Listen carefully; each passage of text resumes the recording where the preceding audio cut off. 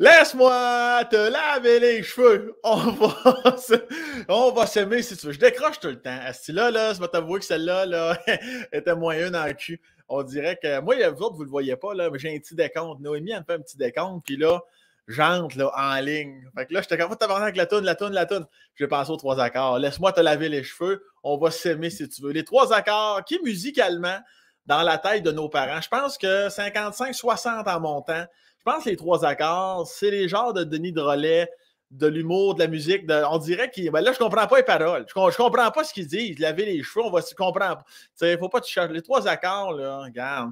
Serre ta papille de la logique, esti, ouvre tes valves du laisser-aller, puis c'est là que tu dégustes l'œuvre musicale des trois accords. Fait que voilà. Fait que je peux pas croire que tu connais pas ça. On a des gens de France, du monde des États-Unis qui nous écoutent, qui parlent français, évidemment, sinon c'est long, c'est un esti de temps. Il faut dire que j'ai un accent assez international. Ça favorise là, le fait que avec son Sam est assez spreadé au niveau là, des trois coins de la planète.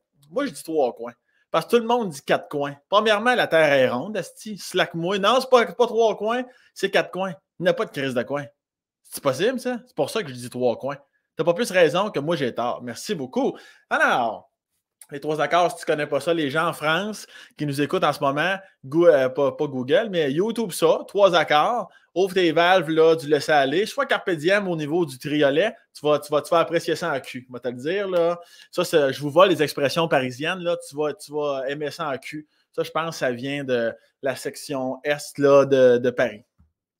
OK, alors, mon invité d'aujourd'hui, Simon Boulris. Simon Boulris, que j'aime d'amour. Asti, ce gars-là, c'est un vrai petit.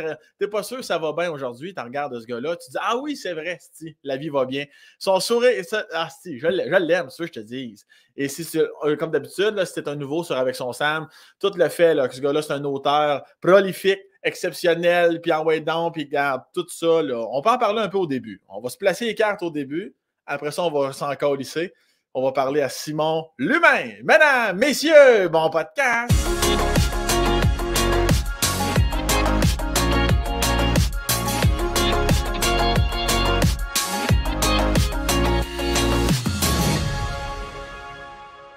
Allô, Simon! Allô! Je n'étais pas trop dépaysé avec mon intro, toujours. Je ne sais pas si tu es un fan des trois accords. Écoute, je les aime beaucoup. Je les aime surtout depuis une entrevue que Simon a donnée à Dominique Tardif. J'ai trouvé passionnant, puis j'ai réécouté beaucoup les albums, puis j'ai redécouvert les chansons, et ils ont vraiment un grand talent. J'applaudis leur écriture et j'applaudis leur mélodie, et j'aime beaucoup la voix de Simon. Je la trouve très mélodieuse. Pareillement, on s'entend là-dessus. Que ça part bien, on s'entend. Hey, on s'entend déjà. C'est pas le fun. Simon, pour les gens là, qui sortiraient de je sais pas trop où, là, qui te connaissent moins, là, c'est quoi, on dit quoi comme avant de partir au niveau de l'humain? On dit auteur, comédien, dramaturge, metteur en scène. On y entend des cordes, toi, là. Ben, j'ai toujours aimé le terme créateur, parce que je trouve que la création représente bien. J'aime vraiment plein de choses, puis j'ai étudié autant en danse qu'en théâtre, qu'en écriture, en littérature. Donc, j'aime vraiment le terme créateur, mais je sais bien que c'est bien weird de dire ça, je suis un créateur. Fait que j'aime, le mot auteur représente bien l'amplitude de mon écriture parce que j'écris de tout, en fait. Oui, vraiment. Oui, puis en fait, justement, on dirait que peu importe ce que tu pourrais écrire, on dirait que c'est toujours une petite mine d'or, mon sacrement. Oh, wow! J'aime tellement ça. C'est comme dans un écrin, c'est dire un compliment avec une petite marque dans l'écrin. Non, mais tu sais, bon, j'étais un gars sincère, tu sais. Simon, à chaque fois que, comme là, juste quelques jours là, avant qu'on soit là en face à face, là, quand je disais aux gens, je vais recevoir Simon Boulris, les gens d'instinct me disaient, ça, c'est le gas qui rit tout le temps.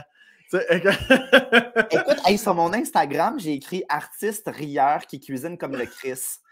C'est ce qui me définit le plus. Je suis un artiste rieur qui cuisine comme le Chris. C'est vraiment, ça circonscrit ce que je suis.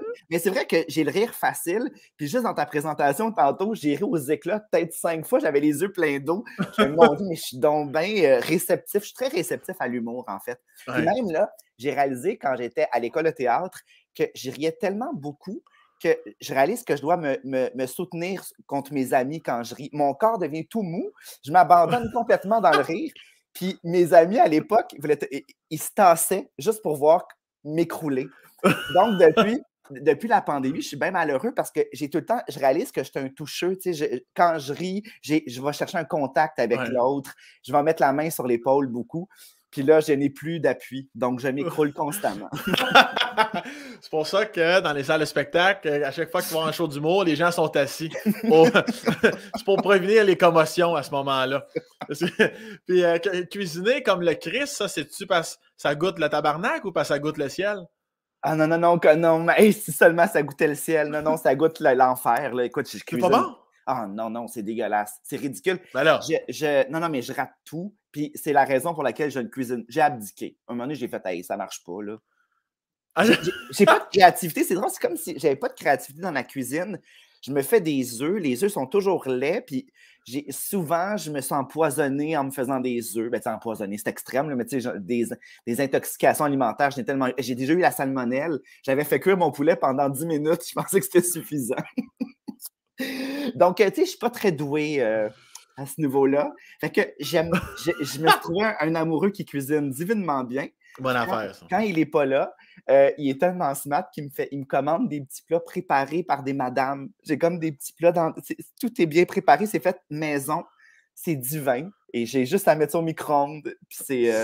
Donc, j'aime ça avoir l'esprit libre par rapport à ça. Moi, j'aime tout dans la vie au niveau de culinairement. Là. J'ai vraiment, tu sais, tu me donnes une chaudrée de marbre, puis je fais c'est exquis. J'aime tout, tu sais, je fais pas de hiérarchie dans la nourriture. Ouais. Alors que je fais beaucoup de hiérarchie en amitié, de hiérarchie dans les œuvres, mais en bouffe, je mange vraiment n'importe quoi, puis je suis heureux. Mais dis-moi, t'as peu, là, je vais rester collé à ton œuf, moi, là. Juste une seconde. En fait, non. Oublie les œufs, là. Il y a au moins une affaire. Tu es capable de te faire une toast, tu as juste le grille-pain, puis ça va, là. Je suis capable. Oui, je suis capable. Mais j'aime surtout les céréales. Je trouve ça encore plus simple. C'est la chose que j'aime le plus me faire, c'est des céréales. Puis même encore là, il y a des sortes de lait que j'ouvre pas bien. J'ai de la misère à ouvrir les maudites pintes de lait. Tu sais, des fois, là, souvent, il faut que je sorte mon couteau. Puis là, je le démantibule. Je me suis déjà coupé en ouvrant ma pinte de lait. Un peu incapable, mais c'est pour ça que les petits bouchons, là, ça, c'est formidable. Oui, de lait. C'est pour toi qui as inventé ça. Moi, ce qui m'écoeure, des fois, t'en pognes une pinte là, qui est, des fois, elle est dure à ouvrir, là, peu importe c'est qui. Moi, ce qui m'écoeur du couteau, c'est, j'imagine, tous les petits bouts de carton comme qui tombent dans le truc que tu vois pas. Tu sais, parce que moi, ça va tout le temps. En même temps, je dis ça, mais je suis capable de boire direct après le coin du carton. Ça, souvent, tu as l'équipe de coin de carton, puis tu as l'équipe qui trouve ça complètement inacceptable. Ah non, moi, je suis équipe coin de carton. Mais à un moment donné. Non, mais tu sais, il faut se créer des anticorps, puis ça aide, ça, tu sais, Non, je suis bien d'accord avec toi. Mais là, Simon, tu es à l'aube de la quarantaine. Oui. À quel moment dans ta vie, à quel âge tu t'as abdiqué la cuisine? À quel âge tu t'es dit, non, vraiment, non? Ben, écoute, longtemps, j'ai habité avec Ève Landry. Oui. Puis quand on habitait ensemble, elle cuisinait beaucoup, elle me donnait des restants. Puis bon, mais je mangeais mal. Quand j'étais en appartement à l'école de théâtre, je mangeais un peu tout croche, n'importe quoi. J'aimais pas manger. J'aimais pas ce rituel-là. Puis avec le temps, je pense que depuis que j'ai un amoureux qui cuisine bien et qui aime bien manger, j'ai l'impression que mon palais s'est peut-être un peu raffiné. Puis surtout, je me suis laissé un peu dorloter. Au départ, je me sentais mal. J'ai dit, mon Dieu, mais comment je vais pouvoir le cruiser si... lui, il cuisinait tout le temps. Puis là, quand je l'ai invité ici, je dit, mais qu'est-ce que je vais y faire? Fait que j'ai même je pense que je commandais des affaires. Je pense que je faisais ça. Mais une fois, là, j'ai fait quelque chose de terrible. Je voulais cruiser une fille. Non, mais c'est vrai, je cruisais une fille pour... C'était un projet qui a avorté, mais je voulais avoir un enfant avec elle. Puis bon, on se cruisait on savait qu'on ne serait pas des amoureux, mais on voulait voir si on était compatibles pour peut-être faire un enfant ensemble. Puis là, elle m'avait invité souvent chez elle, puis là, j'essayais de la charmer, fait que je l'invite chez moi, puis là, il faut qu'elle pense que je cuisine. Fait que je m'étais acheté de la bouffe toute préparée à l'épicerie. Puis là, je me rappelle que j'avais racheté des épices au pif, là. Je cuisinais comme ça, puis elle m'avait dit, qu'est-ce que tu nous cuisines? Un petit poulet mansala. J'avais lu ça sur l'étiquette, j'avais aucune idée c'était quoi. C'est le genre de rapace que je peux être là, quand je veux charmer quelqu'un. T'avais-tu caché, ce n'est pas sans rappeler la scène du film Madame Doubtfire avec Feu Robin Williams, là, quand il cache les plats de resto puis il met ça dans des vraies assiettes pour faire semblant que c'est lui qui... C'est tout moi, ça. Mais là, pourquoi évidemment, là, tu l'as dit, c'était pas une relation amoureuse. Pourquoi tu essayais de la charmer? Juste pour qu'elle accepte de te faire un enfant? Mais pour qu'elle pense que je pouvais être un père possible, tu sais, un père capable de nourrir ses enfants, que je me suis dit, je vais y faire un poulet mansala. Mais là, Ça n'a pas marché finalement. pourquoi non? À cause des mauvaises épices que tu as mis sur le poulet? Non, écoute, elle est passée au feu. Elle a tout perdu. Puis là, on devait, tu sais, on était rendu à l'étape où on le faisait. Puis là, elle a tout perdu. Donc, j'ai laissé de l'espace. Puis finalement, nos trajets se sont un peu divisés. Ouais. Mais quand j'ai rencontré mon amoureux, moi, j'avais encore ce souhait-là d'avoir des enfants. Fait que ça fait peut-être 5 ans qu'on est ensemble. Puis j'en avais parlé d'elle beaucoup trop rapidement, là, un peu intensément. Puis lui, il est plus âgé que moi. Puis il avait fait une croix là-dessus. Il avait fait, lui, son deuil. Il était fait depuis longtemps d'avoir des enfants. Puis là, je sais que toi, tu es passé par là parce qu'en fait, je sais que tu n'en veux pas. Mais moi, ça a été douloureux. Accepter ça. Mais là, c'est accepté. Là, maintenant, je suis super serein. Puis je réalise que oui, j'aurais aimé ça être un père. Puis je pense que j'aurais été un père très ludique, puis très généreux, puis très investi. Mais je pense que j'aurais été aussi parfois tout croche. J'aurais pas été un père parfait, assurément pas. Personne l'est. Personne l'est, assurément, c'est vrai, mais je pense que ce que j'avais tellement envie de faire, c'est-à-dire transmettre mes valeurs, puis transmettre tout mon amour, je pense que je le fais par les livres que j'écris. Clairement. Puis, je me sens...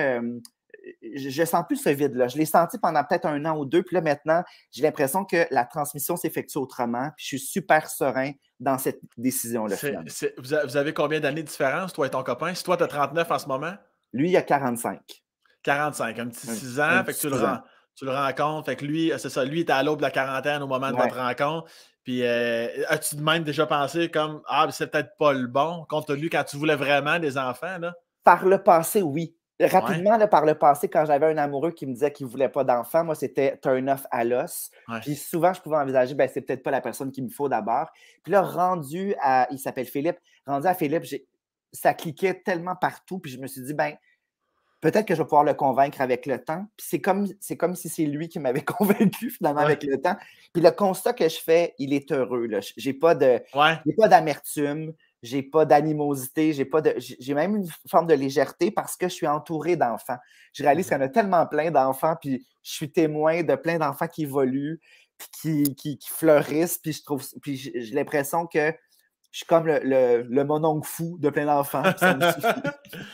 Puis comment ça se serait passé? Écoute, peut-être tu vas trouver ma question niaiseuse, mais tu sais, au niveau de la chimie sexuelle, mettons, là, avant qu'elle passe au feu, on la salue, est-ce que tu te sentais comme d'Adam par rapport à ça? Est-ce que tu disais, je vais-tu même physiquement être capable de faire l'amour? Tu sais, dans le sens que, tu sais, quand tu n'as pas de désir, comment ça fonctionne comme dans ta tête? Est-ce que tu appréhendais ce moment-là? J'appréhendais beaucoup, beaucoup ce moment-là, puis je pense que cette femme m'avait proposé qu'on le fasse pour vrai. Elle disait, on pourrait dire à l'enfant, la seule fois où tu as fait l'amour à une femme, c'était pour concevoir un enfant. Je disais, mon Dieu, c'est super sexy sur papier, mais c'est pas facile.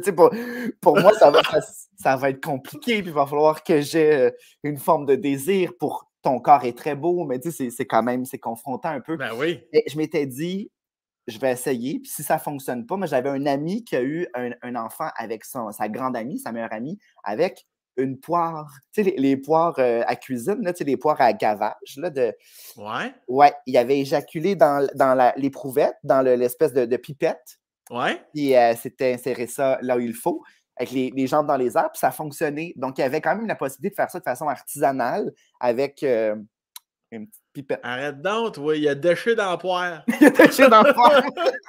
Au niveau médical, toujours, là. Mais Chris, j'ai jamais entendu ça de ma vie. Chris, c'est hot, pareil. Oui, mais pour moi, c'était une possibilité. Je me suis dit, je vais m'équiper d'une poire, puis à défaut de cuisiner avec la petite poire, je vais faire ça. Je vais mettre mon épice dans la poire. Est-ce que tu avais eu le temps d'en parler à des amis, des parents? Y a-tu une déception quand tu as dit, finalement, non seulement ça se passera pas, mais j'en aurais même pas d'enfant? Est-ce que ça a causé une déception ou tu avais gardé ça pour toi? C'est drôle. J'en avais parlé à mes parents, puis mes parents, ça les avait un peu surpris, mais je pense qu'ils sentaient que c'était quelque chose d'important. Puis surtout à l'époque, j'avais beaucoup de temps. J'écrivais dans mes temps libres, je n'avais que ça des temps libres à l'époque. Donc, j'étais, jeune trentenaire, j'avais vraiment envie de ça. Puis Mhm. donc, mes parents l'ont bien compris. Puis quand ça s'est avorté, quand le projet a été avorté, finalement, je pense que ça s'est comme juste édulcoré. Tu sais, ça s'est. Ouais, J'ai pas fait le constat avec mes parents de dire j'en aurais pas. Je pense qu'ils ont juste déduit que ouais. c'était tombé à l'eau. Je leur ai mentionné qu'il y avait eu un problème dans la vie de mon ami. Puis on s'en est tenu là. Puis je pense que mes parents auraient aimé ça, quand même, être grands-parents. Parce que ma soeur non plus. Ma soeur, c'est ma voisine. Elle vit juste Ouais. à côté. Ma soeur n'a pas d'enfant non plus. Mais je pense qu'on est tellement entourés. On a une famille où toutes mes cousines en ont. Donc, Ouais. mes parents, je pense, en tout cas, ils m'ont pas verbalisé ça, mais je pense quand même ma mère a peut-être eu une petite déception. Je pense qu'elle aurait Mhm. aimé ça être grand-maman quand même. Est-ce que ta sœur, elle aussi, tout comme toi, elle en a pas, puis c'est vraiment terminé elle aussi, c'est sûr que ça arrivera pas. Je pense que ma soeur est un peu plus comme toi. C'est-à-dire que c'était pas dans. Elle n'a jamais senti OK. la pulsion, vraiment Ouais. pas. Une fille super indépendante, super active, qui danse tous les. Elle fait de la salsa, de la merengue, et tous les soirs, elle danse. Puis bon. Donc, je pense qu'elle avait un rythme de vie aussi qui s'y prêtait pas. Ouais. Alors que moi, j'avais un rythme de vie beaucoup plus près de ça. J'avais même de l'espace. J'avais une chambre. J'étais vraiment équipée. Je pensais à ça. Puis j'avais même beaucoup de livres pour enfants que je mettais à hauteur d'enfants. Je les mettais, puis ils sont toujours là. J'ai Ah, plein de livres pour enfants qui sont dernière étagère en bas, accessibles. Je me dis, quand mes amis amènent leurs enfants, les livres sont ouais. là. Ils peuvent se servir. Et parlons-en de ta sœur, justement, en retournant dans les années 80, toi, t'es né à Saint-Rémy. Et c'était comment? Parce que clairement, vous êtes deux personnes assez énergiques. C'est-tu lourd que le Christ ou c'est un vrai conte de fées, votre relation? Ben, en fait, je pense que j'étais toujours derrière ma sœur. J'étais toujours dans ses pas. Puis ma sœur, c'était l'artiste de la famille. Elle chantait à la chorale, elle dansait, elle faisait du théâtre, puis elle écrivait. Et j'étais toujours. Moi, Calvaire. je voulais faire tout ça, puis j'ai l'impression que j'avais pas son talent, que j'avais pas son. Tu sais, j'ai tout le temps, je me rappelle qu'on allait au restaurant, on me disait qu'est-ce que tu veux manger? Je me dis, Vicky va manger quoi? Je vais toujours faire comme ma sœur. J'avais aucune personnalité. Je m'en suis magasiné une avec le temps, mais au départ, c'était vraiment dans l'ombre de ma sœur totale. Puis je passais vraiment inaperçu. J'étais un enfant très, très discret, très effacé. Puis ma sœur a été un tremplin pour moi parce que c'est drôle, je fais tous les métiers que ma sœur voulait faire, puis elle n'a pas Ben fait ça. oui. Ma sœur, elle voulait jouer, j'ai étudié à l'école de théâtre. Ma sœur, elle voulait écrire, j'ai écrit des livres. Ma sœur, j'ai vraiment l'impression que j'ai juste incarné son rêve en me l'a. J'ai fait parfait, je veux faire comme toi, sauf que moi, je l'ai fait pour vrai. Je l'ai fait pour Fait que vrai. dans le fond, ce que tu essaies de nous dire, c'est que ta Vicky, c'est une crise de l'âge, dans le fond. C'est ça qu'il faut retenir. Qu'est-ce qu'elle fait, Vicky, aujourd'hui? Elle gère des projets artistiques. Elle est quand même dans le domaine artistique, OK. mais plus elle est en communication, en relations publiques, ces Ouais. trucs-là. Elle a travaillé pour des magazines. Puis, donc, elle gère des projets. Puis, à l'occasion, elle a travaillé avec des amis, des collègues. Je pense que j'ai travaillé une fois pour elle, une séance de photos, je pense, une fois pour elle. Ouais. Puis, non, Carlis, moi, t'as dire ma question. Elle est combien d'années plus vieille? Pas facile à dire. Elle est combien d'années Mon plus Dieu! vieille que. On dirait tu sais, les questions d'enfants, là, quand je donne des conférences dans les écoles, c'est le genre de questions que je peux avoir. Votre sœur, elle est combien d'années plus vieille, M. Boulris? J'étais comme Chris, ça se peut pas, cette question-là. Verbe, sujet, confusion. Voyons, Carlis. Elle a 2 années de plus que moi. Un, deux, les amis. 2 2 années. années. Donc, moi, j'ai 39, elle a 41. Puis, elle est toute petite. Donc, vraiment, vraiment, tu sais, elle mesure 4 pieds 10. Donc, quand on était petit, moi, j'étais très petit aussi. Quand on était petit, j'étais spécialement petit. Puis, ma soeur étant très, très petite, on pensait tout souvent qu'on était des jumeaux. Les gens pensaient OK. qu'on avait la même. On se ressemblait beaucoup physiquement. Là, on ne se ressemble plus du tout physiquement, c'est fini. Mais quand enfant, j'aimais ça. J'étais, oh mon Dieu, ils pensent que je suis le jumeau de ma soeur. Donc, j'avais beaucoup d'admiration pour elle. Ben oui. Et elle me traitait d'agret tout le temps. J'étais son agret. Fait que, elle ne me valorisait pas du tout. Puis j'aime raconter cette anecdote-là parce qu'elle est très fondatrice de ce que je suis devenu. Ma sœur, elle écrivait un roman dans un cahier du Dolorama. Là, et je me fauflais toujours dans sa chambre quand je revenais de l'école.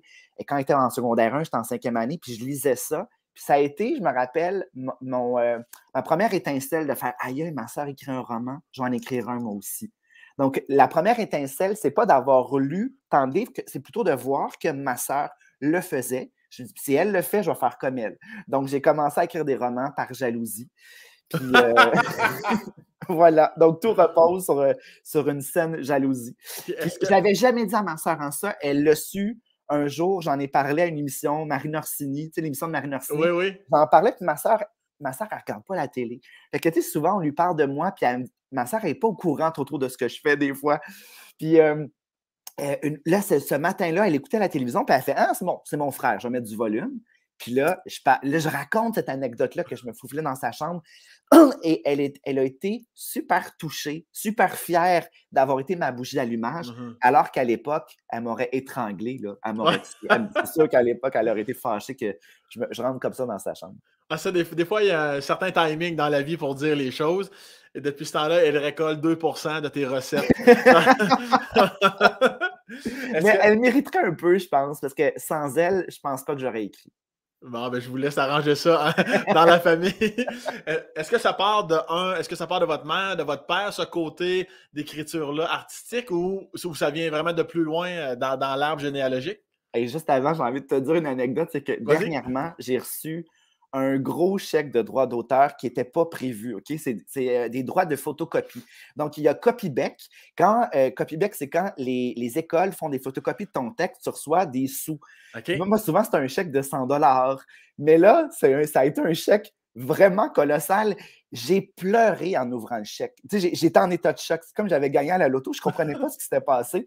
J'étais troublé, là. Mon chum, il dit, c'est sûr, c'est une erreur. Je dis, non, c'est pas une erreur, je sais pas ce qui s'est passé. Je me dis, mon Dieu, tout le monde a photocopié, tout le Québec a photocopié mon texte, je comprends pas. Puis là, j'ai dit, ben là, ce chèque-là, il est tellement pas prévu dans ma vie. Donc, on avait un souper en famille, mes parents vivaient en bas, donc on était tous ensemble dernièrement. Je pense que c'était avant la nouvelle vague, là.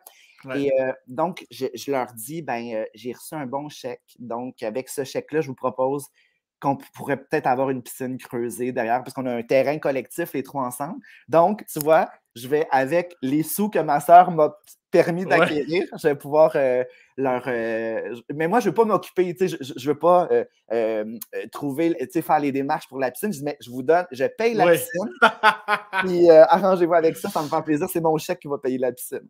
Mais c'est cute, à 1 million de niveaux, ça, Chris, ta sœur à gauche, tes parents en bas. Fait que là, t'es comme une... C'est-tu quoi? C'est-tu trigénérationnel? Ben non, c'est bigénérationnel parce qu'on n'a pas d'enfants. Ça aurait pu être tri. Ah, OK, ouais. Sais-tu quoi? Mes grands-parents, ils ont 93 et 94 ans et on les a invités à venir s'établir dans le sous-sol. On voudrait leur faire un appartement au sous-sol. Ouais. Puis, bon, ils nous ont dit non parce qu'ils ne veulent pas déranger. Ils sont dans une résidence, ils sont toujours ensemble. Puis, la santé, elle fluctue un peu depuis à peu près. Depuis la pandémie, leur santé va moins bien. Puis on voudrait les revoir près de chez nous. Puis là, ils sont en train d'y réfléchir, mais j'aimerais beaucoup ça, que dans cet dans ce triplex, qu'on ait donc toutes les générations de notre famille. Je suis vraiment un gars de famille. Ben oui. Ça vient vraiment beaucoup de mon père. Mon père, là, il s'est toujours défini comme étant un père. Il voulait, avant d'être quoi que ce soit, il voulait être un père. Puis je pense que ma mère ne se voyait pas mère nécessairement. C'était pas dans ses plans. Puis mon père, il avait dit, justement, si tu ne veux pas avoir d'enfant, je ne suis pas sûr que je suis ton homme. Parce que lui, il voulait devenir ça dans la vie. Puis donc, ma mère a fait « moi t'en faire. » C'est comme vraiment l'inverse des années là, 80 et tout ça. Absolument. Je trouve ça le fun de le nommer parce qu'on entend toujours l'inverse. Oui. Je trouve ça le fun de se dire que le schéma inverse est aussi plausible, puis il est beau. J'ai toujours trouvé que ça définissait mon père. Mon père avait 2 travaux, il avait 2 métiers quand il était dans la trentaine pour pouvoir avoir des études, pour payer des études à ma sœur et moi, parce que mon père n'a pas fini l'école secondaire. Okay. Donc, mon père, il ne lisait pas beaucoup. Ça ne vient pas vraiment de lui, mais par contre, le côté travaillant, je pense que ça me vient de lui. Mon père travaillait beaucoup pour qu'on manque de rien, pour qu'on ait toutes les opportunités qui puissent s'ouvrir à nous. Puis ma mère, elle, ma mère avait une curiosité plus grande. Elle écoutait beaucoup la télévision. Puis on regardait beaucoup ensemble des émissions où ça chantait. Tu sais, mettons Sonia Benezra, on écoutait ça religieusement ensemble. C'était comme un rendez-vous mère-fils. On aimait beaucoup. Elle écoutait Claude Barzotti, Marie-Denise Pelletier, puis elle me contaminait. Tu sais, on chantait ensemble dans la voiture. Je pense que ma mère a été importante pour tout un pan artistique de ma vie. Et je voyais aussi ma mère qui achetait pas beaucoup de livres. Ma mère n'avait pas un rapport à la librairie, mais à la bibliothèque, oui. Donc, elle empruntait des livres, souvent des grosses briques de Daniel Steele. Puis c'était pas des livres qui m'attiraient nécessairement, mais je voyais ma mère le soir boire son café avec son livre relié. Puis j'aimais ce que ça représentait, la bulle, ce que ça représentait, le rituel de ma mère qui lisait en buvant son café. J'avais envie. Pour moi, c'était plein de possibilités, ça. Je la voyais qui souriait, qui était émue. Donc, même si c'était pas facile pour moi la lecture, voir ma sœur et ma mère lire des livres, ça m'a contaminé. Parce que moi, je manquais de concentration. Fait que, tu sais, je commençais à lire un livre, puis rapidement, je tombais dans la lune. Donc, moi, ça a été la croix et la bannière. Tu sais, commencer à lire des livres, c'était ardu. Puis, c'est une professeure, en fait, qui a tout changé pour moi en 4e année. Ma professeure qui s'appelle Madame Marie-André. Je l'ai retrouvée à l'émission Première fois, il y a 1 an. Là, ça a été diffusé. Je ne l'avais jamais revue, hein, cette professeure-là, mais elle m'avait dit que j'écrivais bien. Puis elle parlait juste de ma calligraphie. Peux-tu croire, Sam? C'était juste ma calligraphie, puis j'ai pensé que j'étais un écrivain. Donc, tout repose sur un malentendu. Je n'avais pas de talent, mais j'ai pensé que j'en avais un. Et donc, c'est comme ça que j'ai commencé. Je me ben là, sinon, si tu as du talent, il faut que tu lises des livres. Puis moi, cette anecdote-là, je la trouve tellement importante parce que ça montre qu'il y a plein d'enfants qui ne sont pas nommés, on n'a pas de talent chez eux. Puis quand on nomme un talent aussi petit et inexistant soit-il, ça peut déployer quelque chose. Moi, ça a déployé quelque chose qui était minime. J'ai fait, OK, je vais lire des livres, je vais me forcer. Puis ça n'a pas été facile pour moi, mais j'aime dire qu'on est tous à un livre de devenir un grand lecteur. Il faut juste trouver le bon livre qui va donner envie d'en lire d'autres. Moi, ça a été les archis. Tu te rappelles sans doute des archis? Ben oui. Après ça, des romans frissons, des romans d'épouvante. Puis j'ai abouti au roman de La courte échelle. Puis là, j'avais l'impression que tout était possible. J'ai montré, on peut faire rire, puis on peut émouvoir quand on écrit un livre. Fait que ça a été, c'est vraiment pas un parcours classique, parfait. C'est vraiment une série de malentendus puis d'accidents qui ont fait que je suis devenu un auteur, en fait. Mais c'est fou, ça nous montre encore plus à quel point, quand on est jeune, tout ce qu'on peut lire, entendre, voir. Tu disais, je voyais ma mère, juste lire. C'est fou que tout ce qui nous rentre en tête puis ce qui n'en ressortira jamais en bout de ligne, tu sais. Fait que c'est vraiment cool. C'est du mimétisme. Hein? L'enfant, on reproduit toujours ce qu'on voit. Fait que j'ai reproduit ce rituel-là. Puis j'ai reproduit ce que ma soeur faisait aussi. Ma soeur était comme dans une bulle tellement étanche qu'elle ne m'entendait pas lui parler quand elle lisait. Puis moi, je jalousais ça, cette intimité-là. Moi, je n'avais pas ça avec le livre. Fait qu'au départ, moi, j'avais une bulle de savon. Mais j'aime dire que j'ai appris à me tricoter ma bulle de lecteur. Vois-tu, ça, c'est quelque chose que j'ai jamais eu. J'ai peut-être pas trouvé le bon livre encore, mais même les gens sur leur téléphone, mettons, hey Simon, tu penses souvenir après-midi? Puis là, la personne ne me répond pas. Puis là, c'est juste un ah, est-ce que j'ai rien entendu? Ça, moi, on dirait que je ne l'ai jamais vécu, ça. On dirait que je suis tout le temps. Je ne suis pas en train de me lancer une fleur, au contraire. Je me dis, Chris, on dirait que je ne suis pas capable de me plonger à 100%. J'ai toujours un œil là, puis un œil que je suis tout le temps un peu cross-side par rapport à ce qui se passe. Je ne suis pas capable de me plonger nécessairement à 100 000 à l'heure. Je trouve ça beau, les gens qui sont capables de le faire. Fait que toi, c'est jamais totalement immersif. C'est ça. Ouais, c'est moi. Mais en même temps, je pense que ça c'est pas un désavantage, parce que parfois, c'est un atout aussi d'être conscient de ce qui se passe autour de soi. Mais moi, des fois, là, je suis rendu de l'autre côté. C'est-à-dire que des fois, je suis dans le métro. Moi, j'aime beaucoup lire ou écrire dans le métro. J'amène mon ordinateur. Puis, même que quand je suis arrivé à Montréal, là, je prenais des rides de métro juste pour lire un livre. J'aimais ça être en déplacement. Fait que j'étais à métro du collège, je faisais tout le tour, je revenais. Je lisais, j'aimais ça, je sais pas, j'aimais ça être dans le métro. Puis maintenant, souvent, j'écris, j'ai mon ordi que je traîne partout, mon laptop, cette chose que je fais, que je balance. Alors, je l'ouvre, puis là, des fois, je suis tellement rentré dans ce que je fais que j'ai pas conscience de ce qui se passe autour de moi, j'entends plus rien. Puis là, des fois, quelqu'un va lire sur mon épaule. Je vais faire, mais qu'est-ce que vous faites dans mon bureau? Je suis dans le métro. Puis c'est comme si, il est bien intrusif. Mais quand Simon, t'es dans le métro, accepte qu'on lit sur ton épaule. Caliste, ça veut dire que t'es vraiment comme dans ton monde à ce moment-là. Là. Totalement. Puis pour un gars qui manquait de concentration comme moi, je ne sais pas comment j'ai pu passer de cet extrême-là, c'est-à-dire que tout attirait mon regard. Ouais. Puis être capable de focaliser totalement sur une chose. Maintenant, j'ai ce pouvoir-là. C'est fou. Puis tu n'étais pas... dans nos années, il n'y avait pas vraiment de fameux TDA et ces affaires-là. Crois-tu que tu l'étais un peu avant? Puis, comme tu viens de le dire, ça a comme flippé? Moi, je trouve ça délicat de se auto-diagnostiquer quelque chose. C'est sûr que si j'avais reçu je pense que c'était très possible. Vraiment. Mais tu sais, je ne sais pas, je n'ai pas eu de diagnostic, mais je pense que j'avais... Puis je pense que je l'ai encore en partie. J'ai encore ça. C'est juste que je réussis quand je suis vraiment captivé par le livre que j'écris ou que je lis. Je réussis à faire abstraction de tout. Ça, c'est juste des bulles, en fait, qui surviennent. Mais sinon, en temps normal, dans la vie, je peux vraiment, parfois, des fois, je suis capable, je vais écouter, mettons, les nouvelles en écrivant, puis en faisant autre chose aussi. Je suis capable de faire parfois 3 affaires en même temps. Puis j'ai l'impression que des fois, tout se mêle un peu. Je peux écouter la radio, puis en même temps écrire. Puis des fois, oh non, attends, j'écoute plus depuis 2 minutes la radio.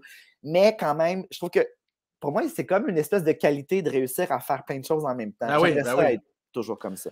Et tantôt, Simon, je t'ai posé une question, puis tu me dis, attends, juste avant, je veux te raconter. Te souviens-tu de la question que je t'ai posée? Oui, tu m'avais demandé qui dans la maison. Tu vois comment j'ai été habile? Parce que je suis parti de mon anecdote et j'ai répondu à ta question dans l'anecdote. J'ai parlé de livres. Mon père, il travaillait.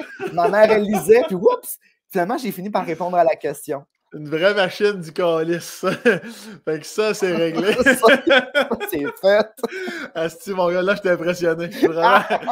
Normalement, c'est moi qui est maître de tout ça, mais là, là je suis content. Sam, une fois, là, je faisais un salon du livre en Abitibi, je pense. Non, je ne vais pas nommer c'est où. Je ne vais pas nommer c'est où parce que c'est pas flatteur. Alors, je crois que tu voulais dire pas en Abitibi, pas en Abitibi. Mais je pense même pas que c'est là. Je me rappelle plus c'est où. C'était dans un salon du livre, pas vrai. Je me rappelle plus c'est où.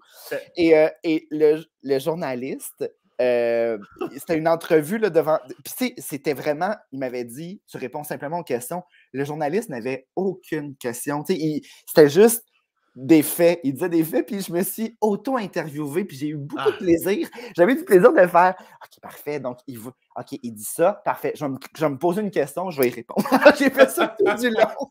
Puis à la fin, quelqu'un m'a dit « ça, c'était comme vous étiez auto-interviewé. » J'ai fait « Oui, puis j'ai pas haï ça. » Mais ça, là, moi, ça m'est déjà arrivé aussi. J'ai jamais compris ces gens-là.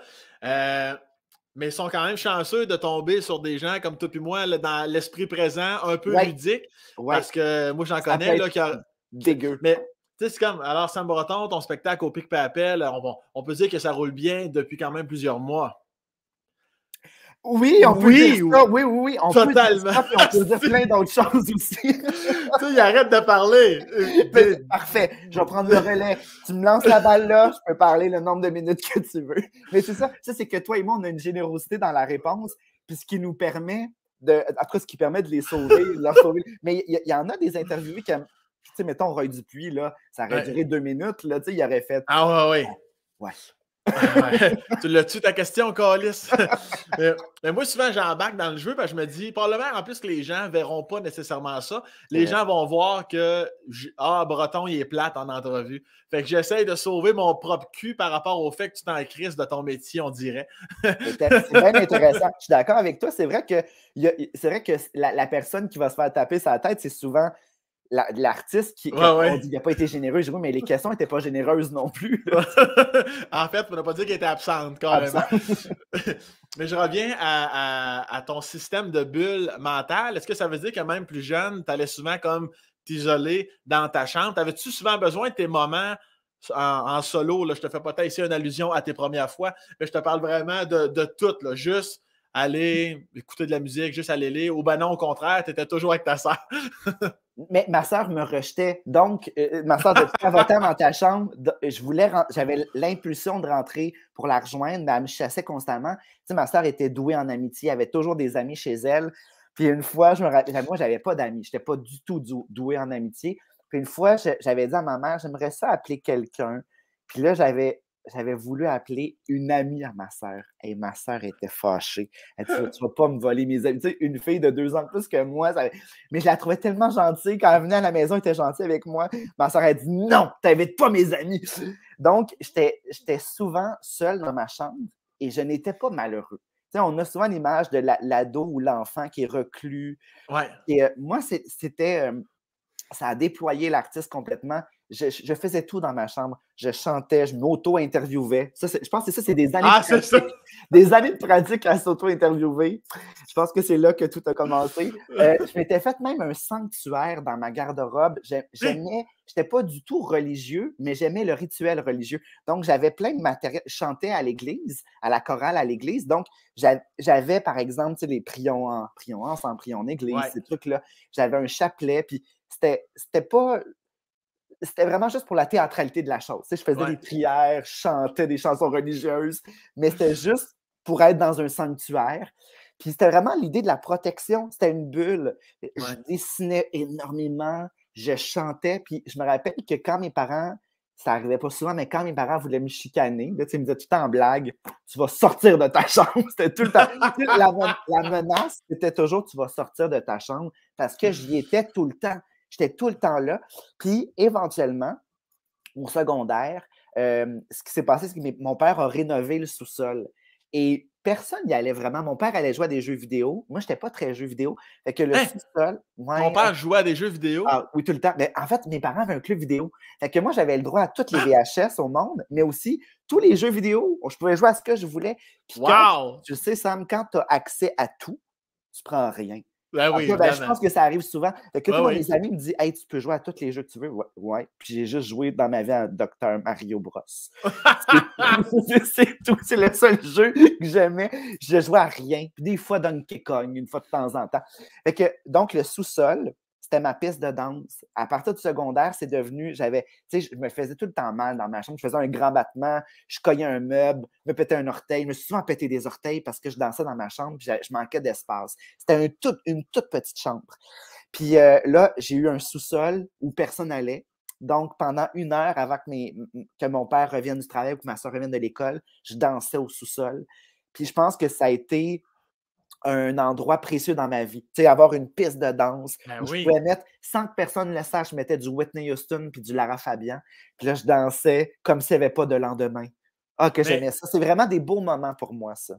Puis là, mettons, puis même quand tu étais dans ta chambre, là, est-ce que tu faisais ça seul ou tu te disais, regarde, mes parents, ils m'entendront chanter, ils m'en calissent? Est-ce que tu pensais à ça?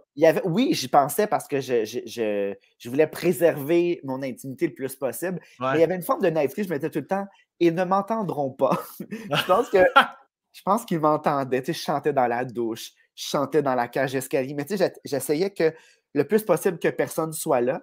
Puis en même temps, je me rappelle, il y a des moments là, quand je revenais de l'école, je chantais dans la cage d'escalier parce que ma voix était magnifique seulement dans cet endroit d'écho. Et j'ouvrais les fenêtres en espérant qu'il y ait un agent qui passe dans la rue et qui fasse « Mais voyons, c'est qui chante comme ça? » Je sais pas si c'est cute ou dégueulasse. Là. C'est dégueulasse. C'est dégueulasse. Non. Il n'y a rien de cute là-dedans. Là. C'est pas cute pantoute. C'est tellement ridicule, c'est tellement prétentieux de penser que... Puis, c'est tellement aussi stupide de penser qu'un agent va passer sur la rue Poupard à Saint-Rémy et faire « Ding dong, j'ai envie de vous signer ». J'espérais que ça m'arrive tout de même. Est-ce que ben là, t'as-tu une belle voix pour vrai de vrai, là? Ben non. OK, mais c'est ça. En fait, tu vois, tu sais, j'ai chanté beaucoup, moi, à la chorale. Ouais. Puis je pense que je chantais juste. J'avais vraiment une voix très juste. Je comprenais tout le temps les notes, j'y reproduisais bien. Ouais. C'est juste que j'ai une voix nasillarde. Mais en même temps, c'est quand c'est à la muance que tout a chié. Mais avant la muance, ça allait super bien. Je chantais souvent en solo. Okay. Puis un jour, ça fait partie de ma mythologie, là, de mes fondations mythiques. Un jour, en plein cœur d'un solo, Sam, j'ai mué. Non! À l'église, là, je chantais « Si tu entends », qui est une chanson que je trouve magnifique. Et là, ma voix avait « Si... » Écoute, c'est à ce jour la plus grande trahison divine que j'ai vécue dans ma vie. Tu vas me dire qu'on n'en vit pas tant que ça, des trahisons divines, mais en tout cas, ça a été costaud et je m'en suis presque jamais remis. Pour moi, ça a été... Écoute, c'était là, je voulais juste chanter dans la vie. Puis là, je réalisais que je n'ai plus ma voix. Tu sais, j'avais une voix vraiment de soprano. J'avais la voix juste, c'était très clair. Puis là, c'était rendu bancal, c'était chevrotant. J'étais vraiment plus solide. Puis là, je me rappelle que Cécile, c'était la chef de la chorale, Ouais. elle m'a dit « Va t'asseoir ». Puis j'ai pas pu chanter l'autre partie, c'est quelqu'un d'autre qui a chanté. Puis j'ai tout le temps eu de la peine. Après ça, tu sais, ils m'ont pas clairé de la chorale, mais tu sais, moi, je m'entendais. J'entendais que j'avais plus bien les notes. Fait que je chantais de moins en moins fort. Puis ça m'a rendu de plus en plus triste, tu sais, de tenter de tu sais, je voulais tout le temps que ma voix sorte dans la chorale. Puis là, je faisais non, faut plus qu'on l'entende. Fait que ça m'a fait beaucoup, beaucoup de peine parce que c'est vraiment ça que je voulais faire. Tu sais, j'écoutais Whitney, puis Lara, puis Céline, puis je voulais chanter. Je voulais être un enfant soprano. C'était ça que j'étais. Sacrement. Fait que là, tu t'es dit, l'enfer existe. C'est là que tu as compris. Le diable existe. Hey, je suis devenu pervers sur un temps rare. Eh bien, ici, mes culottes me suis crassé devant la chorale. Oh mon Dieu! Ça me fait plaisir de mettre ça dans ton prochain roman.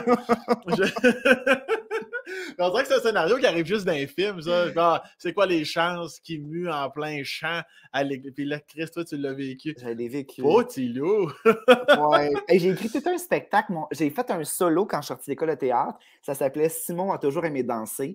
Et c'est l'histoire donc d'un petit garçon qui veut tout le temps chanter et qui se compare à deux génies, le Whitney Houston qui faisait pleurer tous les fidèles à l'église quand il chantait, quand il était jeune, et Mozart qui avait recopié la partition exacte du Miserere d'Allegri. C'était un chant qui était privé, puis lui, il avait l'oreille absolue, puis il se rappelait aussi de chaque note du chant d'Allegri. Puis c'est la partition qu'on utilise aujourd'hui, c'est celle de Mozart, parce que l'original a brûlé. Et donc, tu sais, je trouvais que c'était deux génies musicaux. Puis là, moi qui se mets à muer en plein cœur d'un solo, je trouvais que c'était une belle prémisse pour raconter donc l'histoire d'un petit garçon qui, OK, n'a plus la voix à laquelle il aspirait, donc il va s'en remettre à la danse.